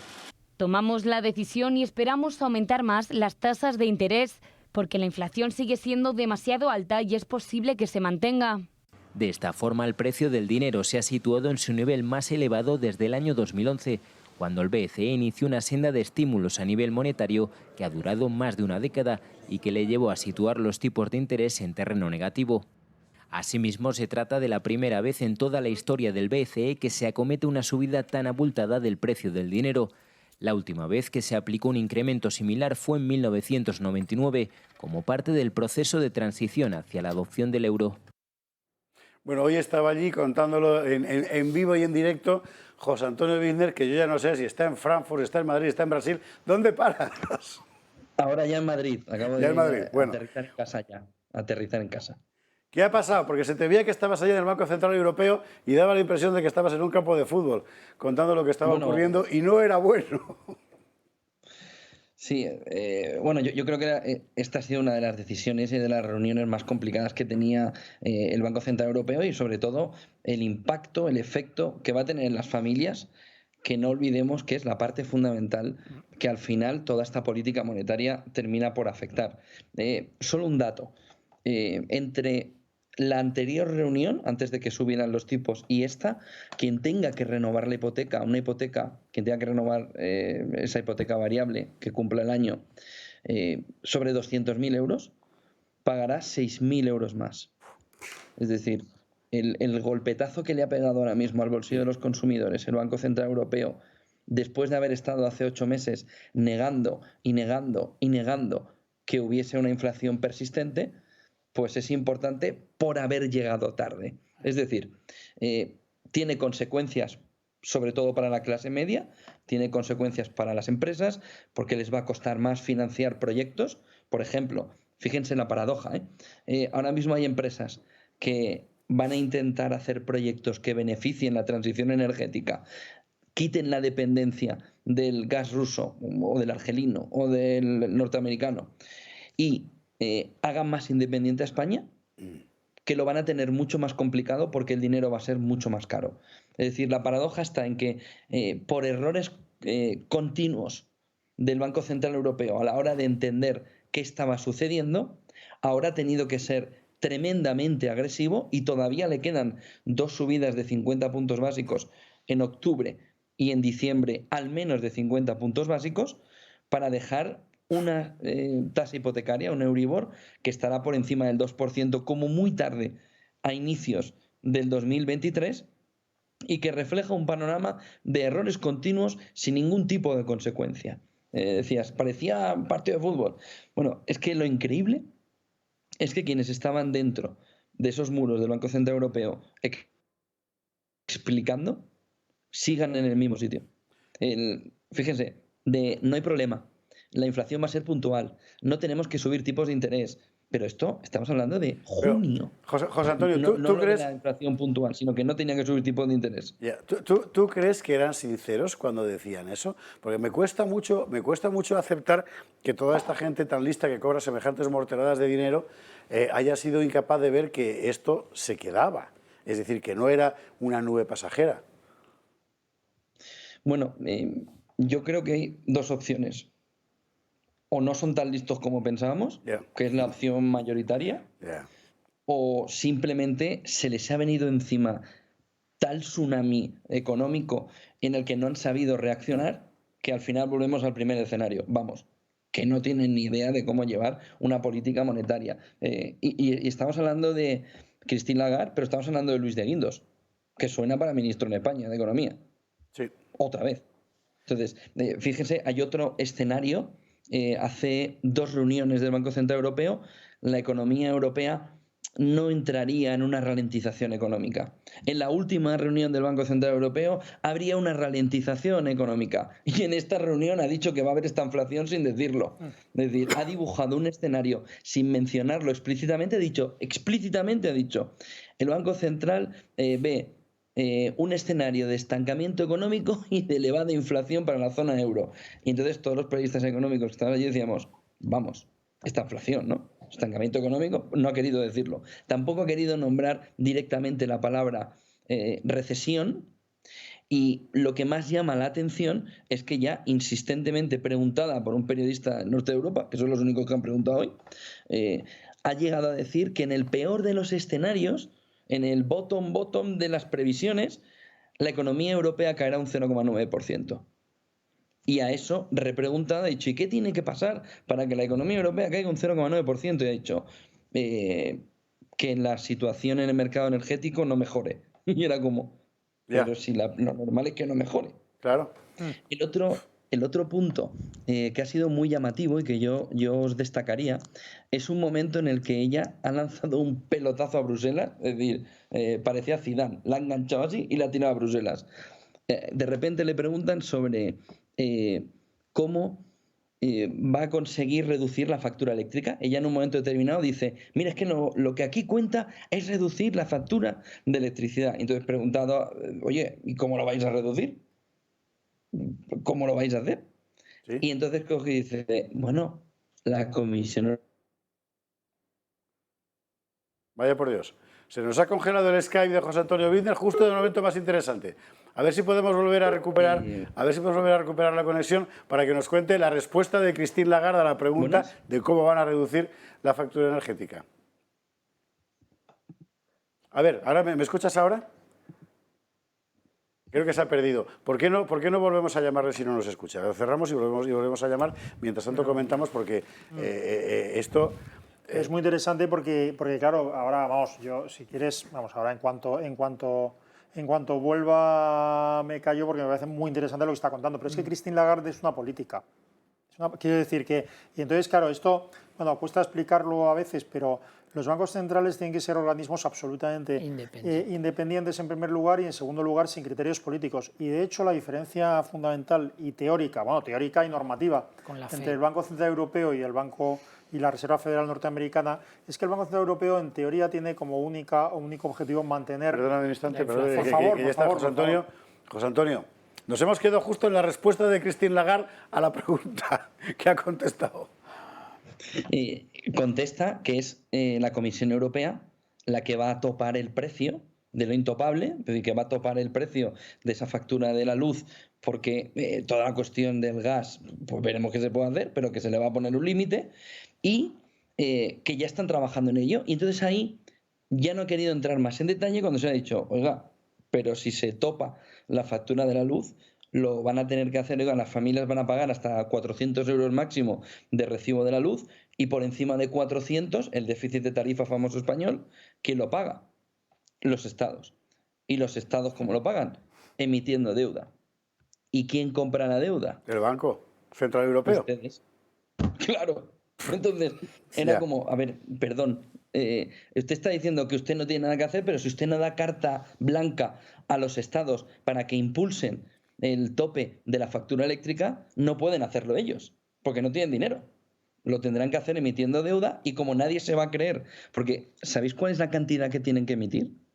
1,4 billones, con B, europeos, billones, no americanos, europeos, de euros para poder pagar esa tarifa, el extra de tarifa, y empezar a devolvérselo luego mediante un aumento fiscal, poco a poco otra vez a las compañías eléctricas.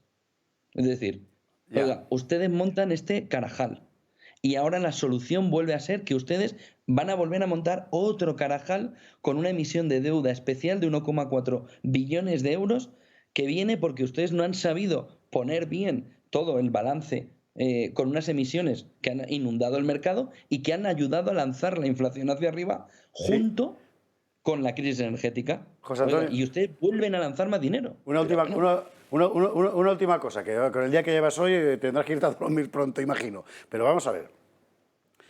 Ahora subes los tipos de interés. Eso va a tener una repercusión inmediata en la cuestión de la factura energética. Lo he explicado fenomenal.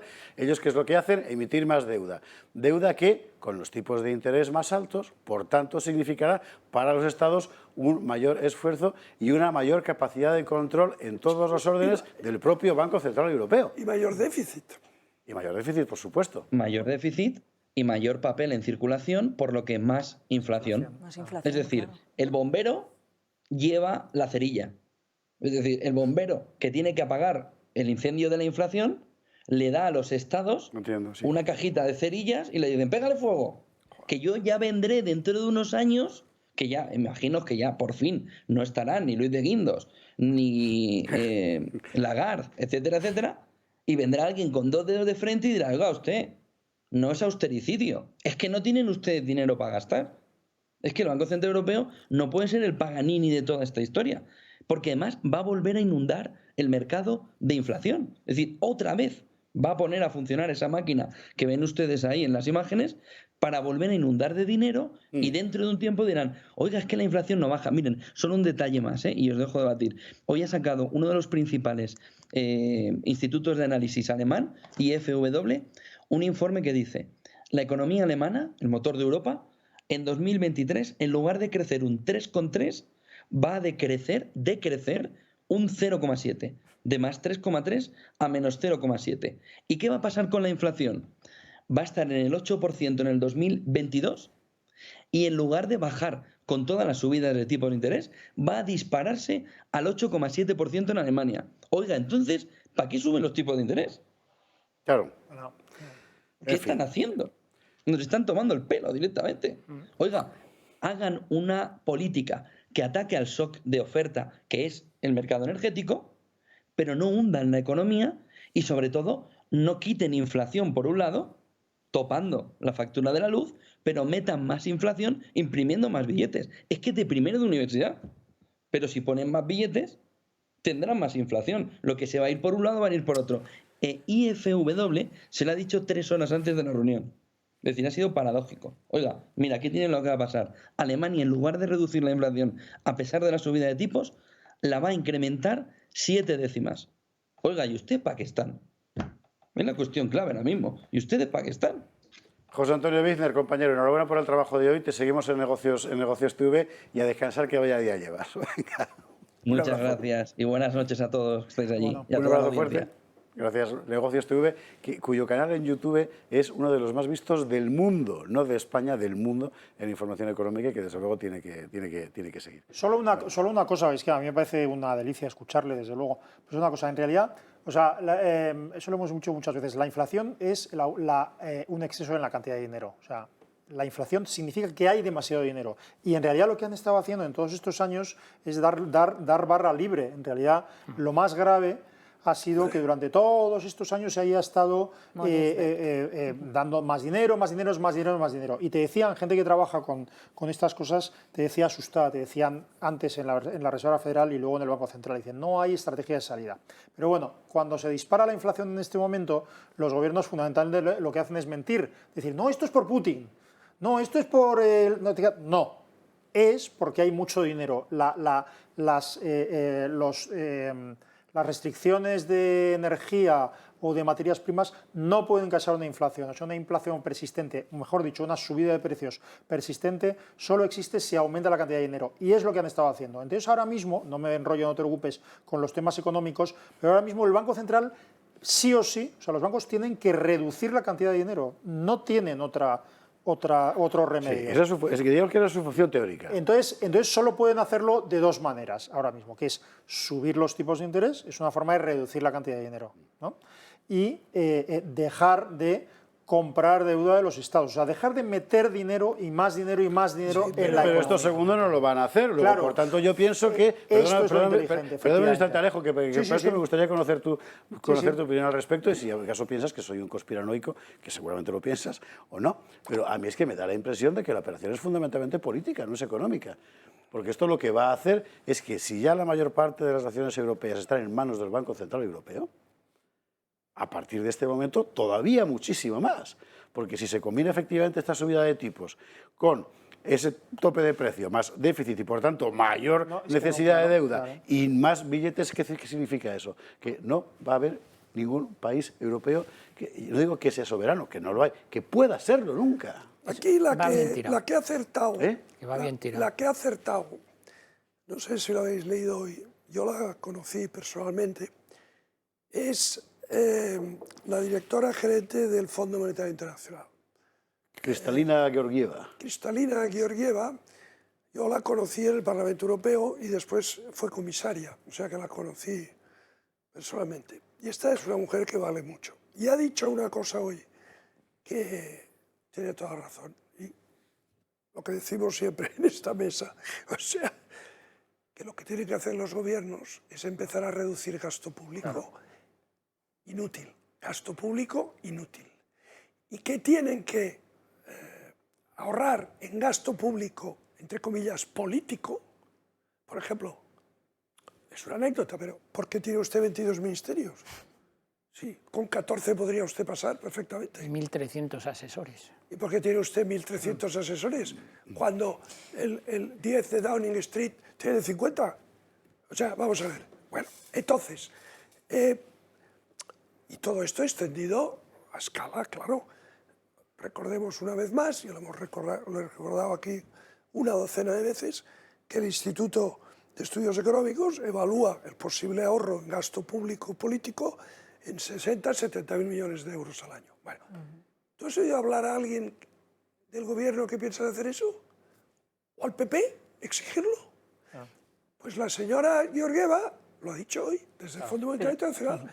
Dice, oigan, si quieren contener la inflación y quieren ustedes que esta locomotora desbocada se calme, empiecen ustedes por la propia casa, ¿no? Empiecen ustedes los gobiernos por la propia casa, porque si ustedes hacen eso, es decir, ahorran en gasto público político absurdo, podrán ustedes bajar impuestos. La gente tendrá más dinero en el bolsillo, la economía se animará, pero no provocarán inflación. Eso es lo que ha hecho Liz Truss en Reino Unido, por ejemplo. Claro, Liz Truss es lo que está proponiendo. ¿Y qué pasa? Que, como nos ha explicado muy bien Vilches, dice, no, vamos a topar el precio. Sí, pero el kilovatio hora vale lo que vale. Y si no se paga, hay recorte, no llega. Quiero decir, si no se paga no habrá energía. Y si se paga habrá déficit. No, ducha fría, ¿vale? Ducha fría. Mira, ducharemos con agua helada. Había un anuncio. Diciembre, ¿no? Y pasaremos calor en Había un anuncio, perdóname, había un anuncio que es que a mí me obsesionaba desde pequeño, porque en la anterior crisis energética, en la energética fue el 77, había un anuncio en España, no el 77, en el 73, pero se fue prolongando, había un anuncio en España que a mí me arruinó la infancia, que es que una señora encendía el gas y encendía el agua caliente y la calefacción y todo, iba por la casa encendiéndolo, era el Ministerio de Industria, y entonces una voz en off decía, ahorre energía, aunque usted pueda pagarla, España no puede. Y entonces, ¿verdad? ¿Te acuerdas? Y entonces yo decía, ¿qué quiere decir esto? No lo entendía. Y muchos años después entendí que era mentira, era una manipulación. ¿Por qué? Porque lo que se está haciendo es que si a ti te están topando el gas, te están mintiendo en cuánto cuesta la energía, si están interviniendo ese mercado, luego eso, que hace, entre otras cosas, lo que hace es que el consumo y la economía en general no responde a sus estímulos, que son el precio, ¿verdad? Entonces, España no puede... Bueno, pues esto es un poco lo que está ocurriendo. Topar los precios de las cosas, entre otras cosas, es eliminar las causas que hacen que la energía sea más cara.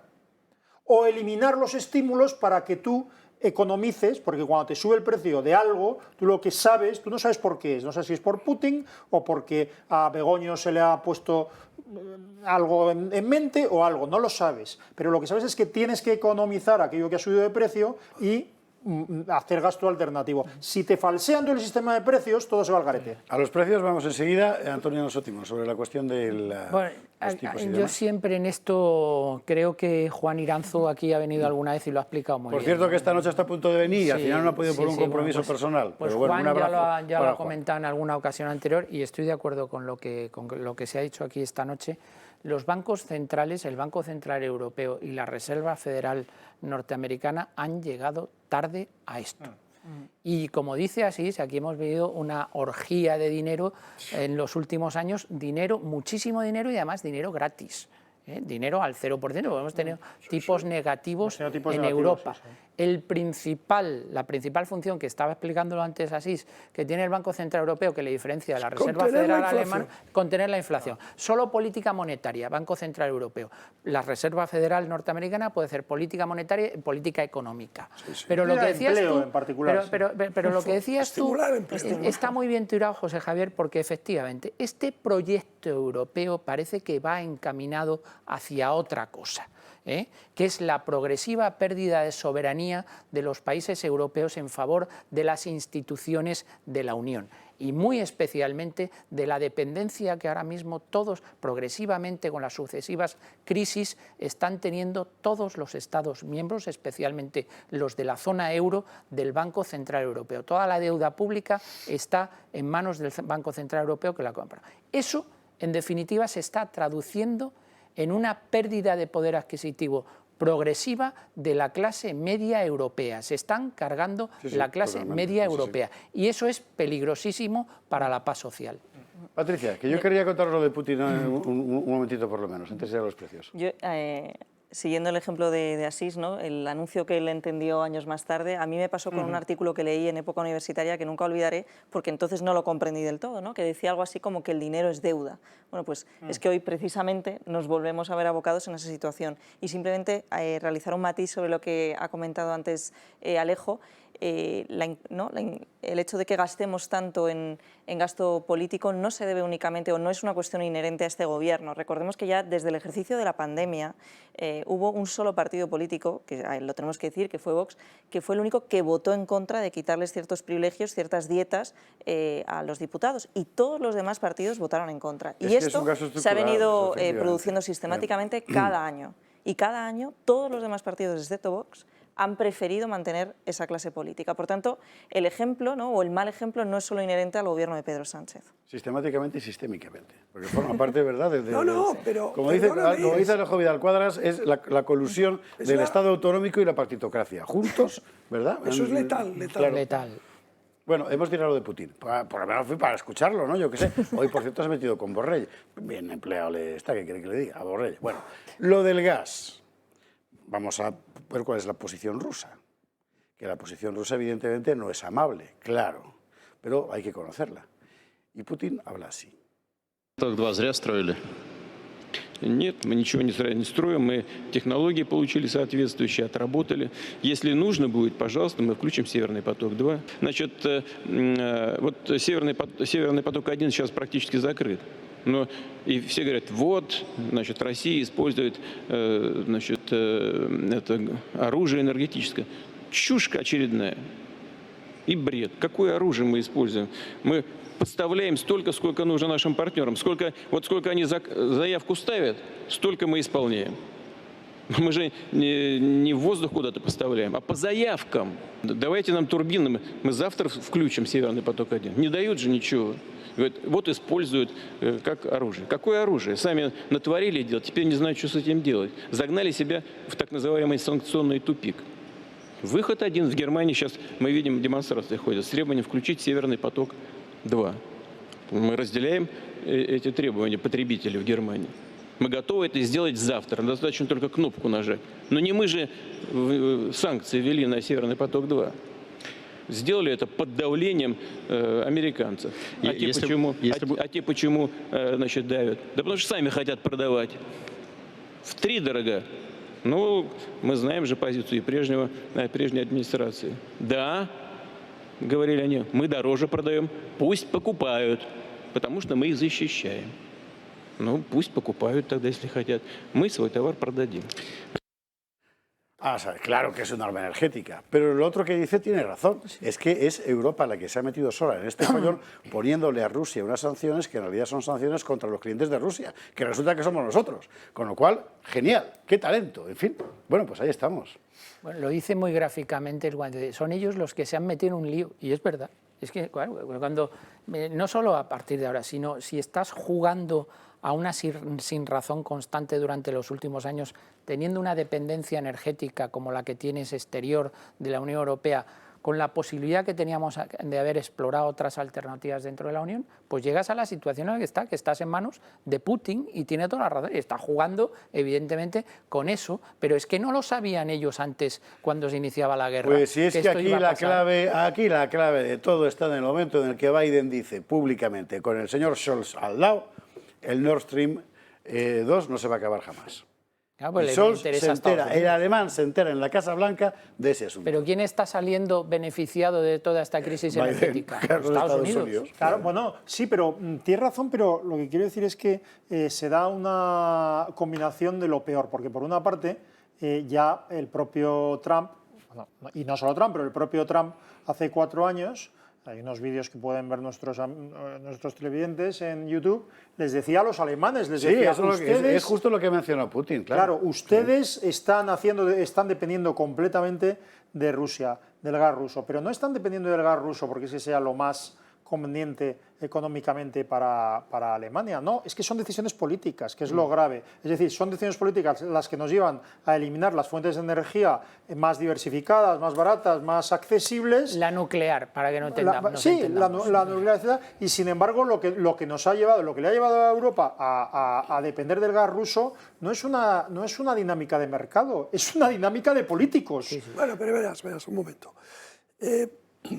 Aquí lo que se aplica es un esquema mental angelical que parte de la siguiente premisa. Si tenemos fuertísimos vínculos comerciales y económicos, eso evitará la guerra, porque esta interdependencia económica y comercial y el intercambio de turistas, en fin, el ser amistosos unos con otros, traerá la paz. Bueno, esta es la idea de la Unión Europea, es decir, el mercado único traerá la paz, y la ha traído, efectivamente, por lo menos desde que acabó la Segunda Guerra Mundial hasta hoy. Los europeos, entre nosotros, me refiero a la Unión Europea, no ha habido guerras. Y se aplica el mismo esquema a Rusia. Inicialmente, la cosa parece que empieza bien.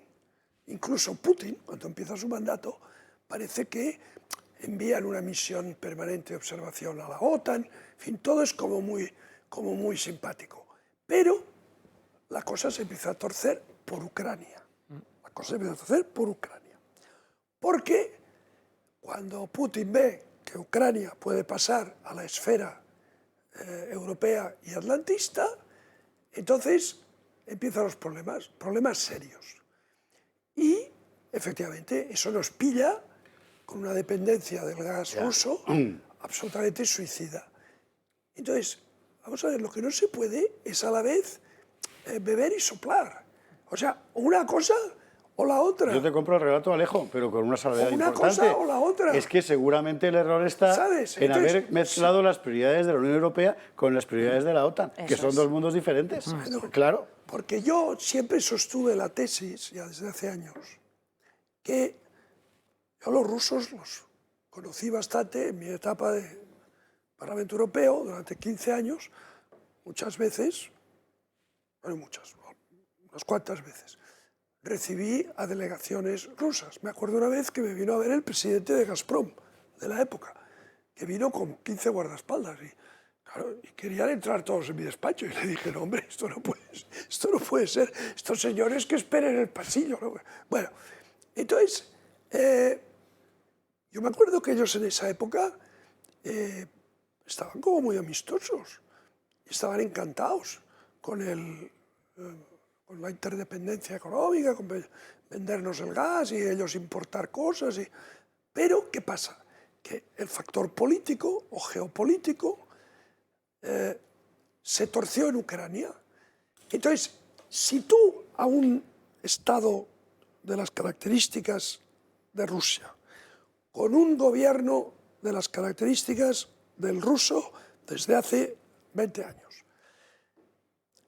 le ofreces una relación amistosa sobre la base de mutua dependencia económica y comercial, no le busques las cosquillas en cosas que para ellos son muy sensibles, porque entonces te expones a montar el lío que tenemos que se ha ahora montado. mismo. ¿Me entiendes? En fin, publicidad, que hay que irse ya y hay que hablar del tope de precios, pero oye, esto es lo que hay. Esto es lo que hay. Y si quieres llevar adelante tu política, no no dependas de ellos en el tema del gas, ¿me entiendes? Claro, es que es la Eso cuestión. es fácil. Bueno, vámonos a la publicidad, que hay que hacer la pausa y hay que hablar de la famosa historia del precio el verbo topar. Es que es horroroso el verbo topar. Es que no existe. Es que no existe, claro. Será limitar. Sí, topar significa hacer el topo. Hacer el topo. Es que de ahí viene Bueno, Publi, venga, vamos, que a la vuelta con los precios. Y porque la 23, 43, 22, 43 en Canarias, aquí seguimos liados con el tema. Claro, es que es el tema de nuestras vidas en este momento. Pero el gobierno ha metido un nuevo tema para enriquecer nuestras existencias, que es la cosa de limitar el precio máximo, el precio máximo de los productos básicos, que es como lo denunció el otro día la ministra Yolanda Díaz, mientras le hacía la campaña publicitaria a Carrefour, que hace falta valor. ¿Qué ha pasado hoy? Breve resumen de Beatriz Dávila. El tope a los precios de los alimentos a propuesta de la vicepresidenta Díaz encuentra su oposición en el sector. Tras el anuncio de Carrefour de ofrecer una cesta de la compra a 30 euros, patronal y empresas han salido en bloque a criticar su actuación. La solución a la inflación no pasa por limitar el precio de los productos como propone la ministra de Trabajo. Consumo lo considera fundamental, mientras las empresas insisten en una rebaja del IVA a cosas tan básicas como los huevos, la leche o el pan. El bolsillo de los españoles, formando parte del área económica del Gobierno, compete, créame, a todo el Gobierno. El esfuerzo se lo pedimos a las grandes distribuidoras y no al pequeño comercio que no tiene capacidad. Ambos miembros de Podemos también dividen a su propio partido. Pablo Echenique denunciaba ayer que la medida de la multinacional puede poner en peligro al pequeño comercio, justo lo contrario a lo que opina Díaz. El ministro de Agricultura, Luis Planas, que ni siquiera ha sido invitado a la reunión que han mantenido las carteras de Díaz y Garzón con la cadena distribuidora, denunciaba ayer lo ilícito de su medida. En una economía de mercado hay mucha gente que nos dice, oiga, ¿por qué el gobierno no fija precios? Pues el gobierno no fija precios porque no se pueden fijar precios, porque se iría contra la ley y porque además yo creo que no tendría ningún sentido desde el punto de vista del funcionamiento de la economía. La ministra de Defensa, Margarita Robles, critica que Díaz ha pasado los límites al asumir competencias que no le corresponden. Incluso Edmundo Val, de Ciudadanos, ha salido a recordarlo junto al Partido Popular, que ha tachado la medida de populista e ilegal. El gobierno debemos trabajar todos como una piña, debemos trabajar todos unidos, respetando lo más posible las competencias de todo el mundo. ¿Qué hace Yolanda Díaz? Yolanda Díaz, yo no me he enterado y ayer ha habido una remodelación ministerial y resulta que ha sido nombrada ministra de Agricultura y Alimentación, ¿o sigue siendo Luis Planas? Pero no todos dentro del gobierno lo ven así. Y todas las ideas, propuestas y iniciativas son bienvenidas para ser analizadas en los foros que correspondan. Díaz, que continúa con su proceso de escucha para reforzar a Podemos a través de Sumar, deja de manifiesto que dentro de su partido se rompen los consensos y que cada vez hay más grietas dentro del gobierno de coalición. El pelo. Lo del pelo, ¿verdad? Sí, lo del pelo es una cosa. Bueno, a ver, orden. Vamos a tratar de examinar seriamente la cuestión. Uno, Alejo Vidal. Vamos a empezar. Fijar los precios desde el gobierno en la Unión Europea es una cosa que no se puede hacer, ¿vale? Claro. O sea, simplemente no se puede hacer. Pero hacer campaña, ¿vale? pero hacer una campaña de publicidad, pero Alejo, hacer una campaña de publicidad a favor de Carrefour y de las grandes, desde el gobierno sí se puede hacer. Otra cosa es que Santa Yolanda de Calcuta, ¿verdad?, convenza a los de Carrefour de que ofrezcan una cesta de 30 euros con productos básicos para ayudar al país en un momento difícil. Y Carrefour, que ve aquí una magnífica campaña de publicidad, que puede ser de eso. liberación de stock. ¿Cómo puede ser y los eso? Pequeños comerciantes, ¿Cómo contribuir al Banco de Alimentos? ¿O cómo proteger al oso panda? O sea, lo que sea. Dice, pues el clima, el planeta, sobre el planeta. Salvar al planeta. Claro. Dice, pues sí, ministra, le pondremos unas cestitas con unos huevos, unas patatitas, una leche y tal, y estará a 30 euros.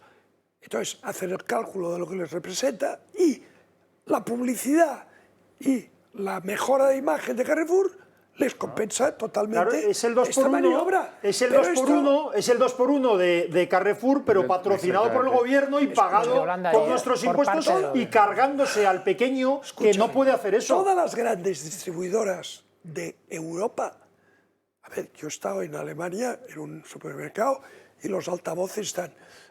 Die Angebot, la oferta de la semana, ¿no? Claro que sí. Y lo mismo en Francia o en todas partes, ¿no?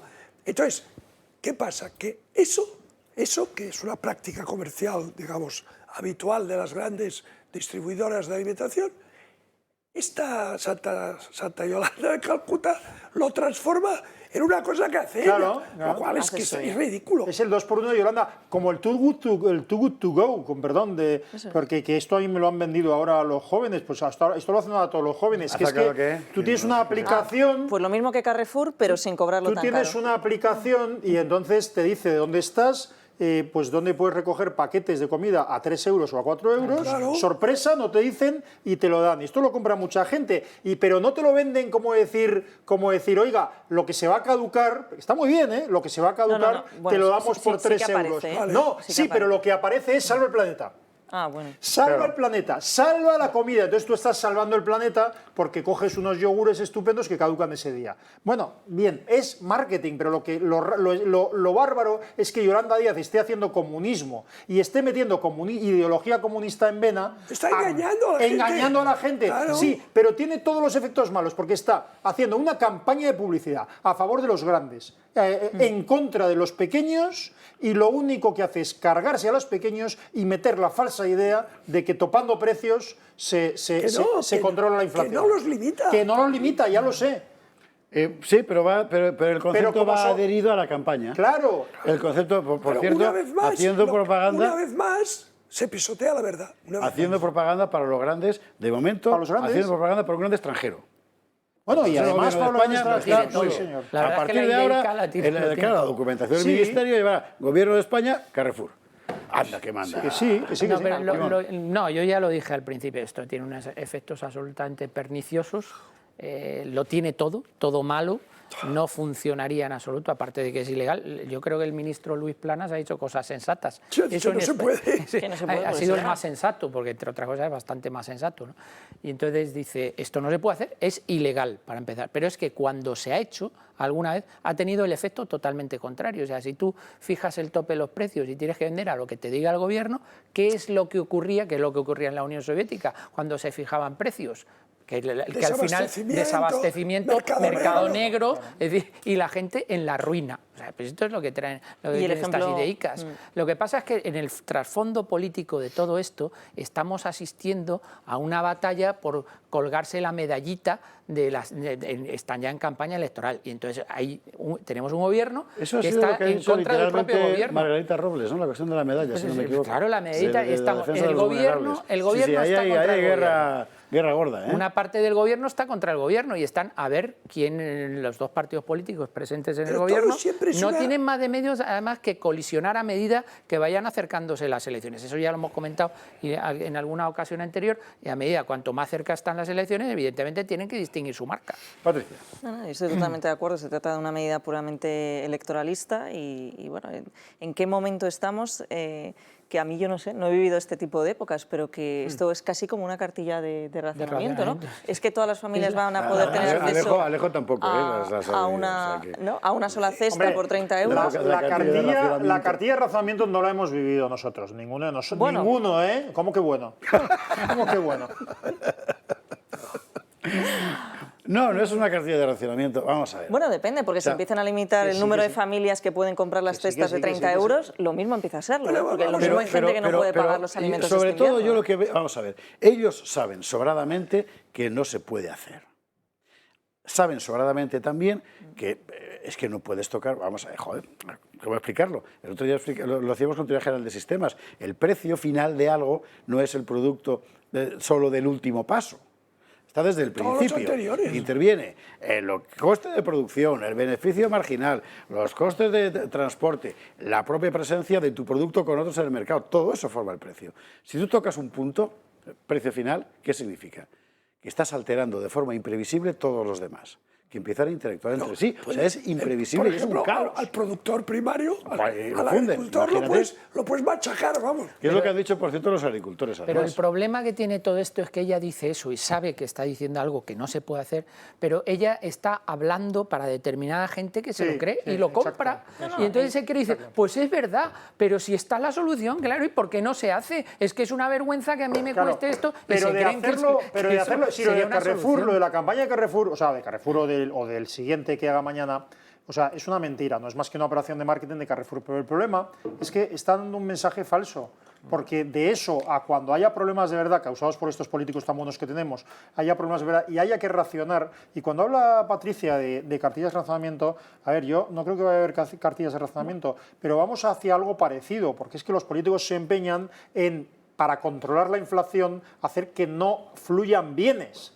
Si es que al final tú lo que no puedes es controlar el mercado, o sea, quiero decir... No puedes parar el mercado. Claro, no puedes parar el mercado. Entonces, si tú mismo estás provocando que suban los precios, en realidad no estás provocando que suban los precios del pollo o de la harina. Lo que estás haciendo es que el dinero pierda valor. Estás creando una inflación general. Entonces, si tú para eso vas y empiezas a topar precios, perdón, he dicho topar, pero es culpa de Yolanda, pero es culpa de Yolanda. Si tú para eso empiezas a limitar precios por ley, lo que estás creando es desabastecimiento y mercado negro. Y pobreza. Y no estás afectando a la inflación. Como pasó con las mascarillas y el alcohol durante la pandemia, que lo hemos vivido. Es un perfecto ejemplo, sí, señora. Es más fácil que todo fue esto. eso lo que ocurrió. No se pueden limitar los precios, ¿vale? Los precios han de ser fruto del mercado. Bien. Segundo, lo que ella ha montado es una engañifa, una comedia. Con la colaboración de Carrefour. Claro, encantado, Carrefour encantado. Carrefour le ha traído gratis. Encantado, oye, le pongo mis marcas blancas, hago una cesta de 30 euros y es como el 2 por 1. Y si quieres, digo 2 cestas por 1. Claro, y productos que se van a echar a perder. Escucha, eso forma parte del presupuesto que tiene Carrefour para lo que ellos llaman mejora de la imagen corporativa. Claro, ¿Has visto el magnífico reportaje que había que no me acuerdo quién lo ha hecho, un periodista de esta casa, el del Banco Central Europeo, y la máquina, veíais que la máquina de hacer dinero, ¿verdad? Hay una anécdota que creo que es apócrifa de von Mises, 10 segundos, cuando él quedó con el ministro de Austria, que le quería preguntar a von Mises en el año 21 cómo acababa con la hiperinflación, y entonces en vez de quedar, dije, sí, pero no en su despacho, quedamos en una calle, y le mandó una calle, y quedó en una calle, eran otros tiempos, y el ministro se bajó del coche y dijo, ¿por qué hemos quedado aquí? Y le dijo von Mises, ¿escucha este ruido? ¿Escuchas el ruido? Y dice, sí, claro que lo escucho, es la máquina, es la imprenta del Banco Central. Y dice, pues para acabar con la inflación, que se deje de escuchar este ruido. Claro. Basta que se deje de escuchar este ruido y se acaba la inflación. Pero es muy doloroso. Pero para acabar con la inflación, cuando has hecho que se pierda el valor del dinero, es muy doloroso, porque lo primero que ocurre es que el dinero no te da para nada.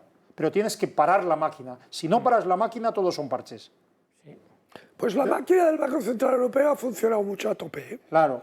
Y más que funcionará. En fin, bueno, lo que funciona también, en fin, quedan 4 minutos, pero por comentarlo, ¿no? Porque ha sido una de las comidillas del día. Yolanda Díaz va a ir patrocinada por Carrefour y Meritxell Batet va a ir patrocinada por iPhone, ¿no? Por los móviles Apple. Sí, porque Congreso. la follón que hay con los móviles del Congreso, vamos a ver. Hay gente que dice, esto es demagogia. No, y un cuerno. O sea, en el momento presente, que el Congreso anuncie 1.200.000 euros de gasto en 550 iPhone y 275 Samsung para 350 diputados, por cierto, yo no sé cómo han hecho las cuentas, de verdad, pero esto le sale como la... Claro, oiga, en fin, el mundo Val hoy ha saltado, vamos a escucharlo. 825. Este espectáculo bochornoso, otro espectáculo bochornoso más que nos da la mesa del Congreso de los Diputados al publicar en el Boletín Oficial del Estado la contratación de nuestros móviles de los diputados por importe de 1.200.000 euros y nada menos que un móvil de última generación, un iPhone 13. Esta misma mañana vamos a presentar ante la mesa, un escrito poniendo de manifiesto nuestra discrepancia y pidiendo que se anule esta propuesta de contrato. Y desde luego les anuncio que los diputados de Ciudadanos vamos a renunciar a lo que entendemos que no es más que un privilegio que nos separa desde luego de la ciudadanía y que hace que prácticamente puedan vernos los ciudadanos como unos auténticos marcianos. También, por cierto, Echenique, pero claro, es que Podemos había votado que sí, así que tiene que ser Echenique diciendo, bueno, nos la han colado, echando la culpa al PSOE, ¿verdad? Esta historia. El científico. Mira, pues veo que hace escasamente un mes, con motivo del mes supuestamente inhábil, que al final se abrió para la aprobación de ciertos decretazos del Gobierno, me tocó investigar cuánto cobraba al final cada diputado, incluso partes que se quedan libres de IRPF. Y de la casualidad, que lo podemos decir, que cada uno de nuestros diputados cobra 3.000 euros al mes, más 2 pagas extras, más un complemento, más dietas, estas dietas que van de los 1.000 a los casi 2.000 euros, exentas de IRPF. Además pueden, según el caso, disponer de vehículo y además del teléfono móvil, despacho propio y un iPad. En fin, los mismos privilegios que los españoles. Pásale la nota a Alejo para que se le mande a Cristalina y Gorgieva. Pero eso es el diputado Raso. Y se lo cuentas. ¿Te parece parte de una comisión? A eso ha hablado de los complementos, que los complementos van hasta los 3.300 adicionales. Y los pobres de Ciudadanos diciendo, o sea, encima que nos vamos a quedar sin escaño y ni siquiera nos llevamos móvil. Ciudadanos votó en contra de quitarse esas dietas que no utilizaban durante la pandemia, por cierto.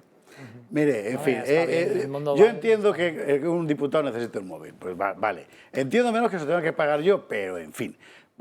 Ahora, que no era el momento, me parece que es evidente. Entonces, cuando alguien toma una decisión así, ahora, es que sencillamente no sabe en qué país está. No es el momento ni probablemente el móvil. Oye, hay otros móviles más baratitos que también pueden hacer la función. También es verdad. Pero a lo mejor son más hackeables.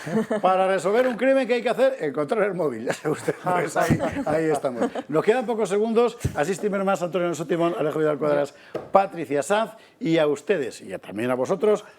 Mañana cumple años Julio Ariza. Sí. Mañana cumple años Julio Ariza. Dentro de unos muy poquitos segundos. Así que tiene usted el Telegram para empezar a mandar. Por cierto, que hoy ha sido el día de Extremadura. Que se me ciertamente, el día de Extremadura, víspera del cumpleaños de Julio Ariza. La Virgen de Guadalupe. Pues la Virgen de Guadalupe, sí señor. Y la de Covadonga. Un abrazo enorme a todos los amigos extremeños que son legión. Y no solo a Antonio Alonso Timón y Teresa Romero. Muy buenas noches, que descansen.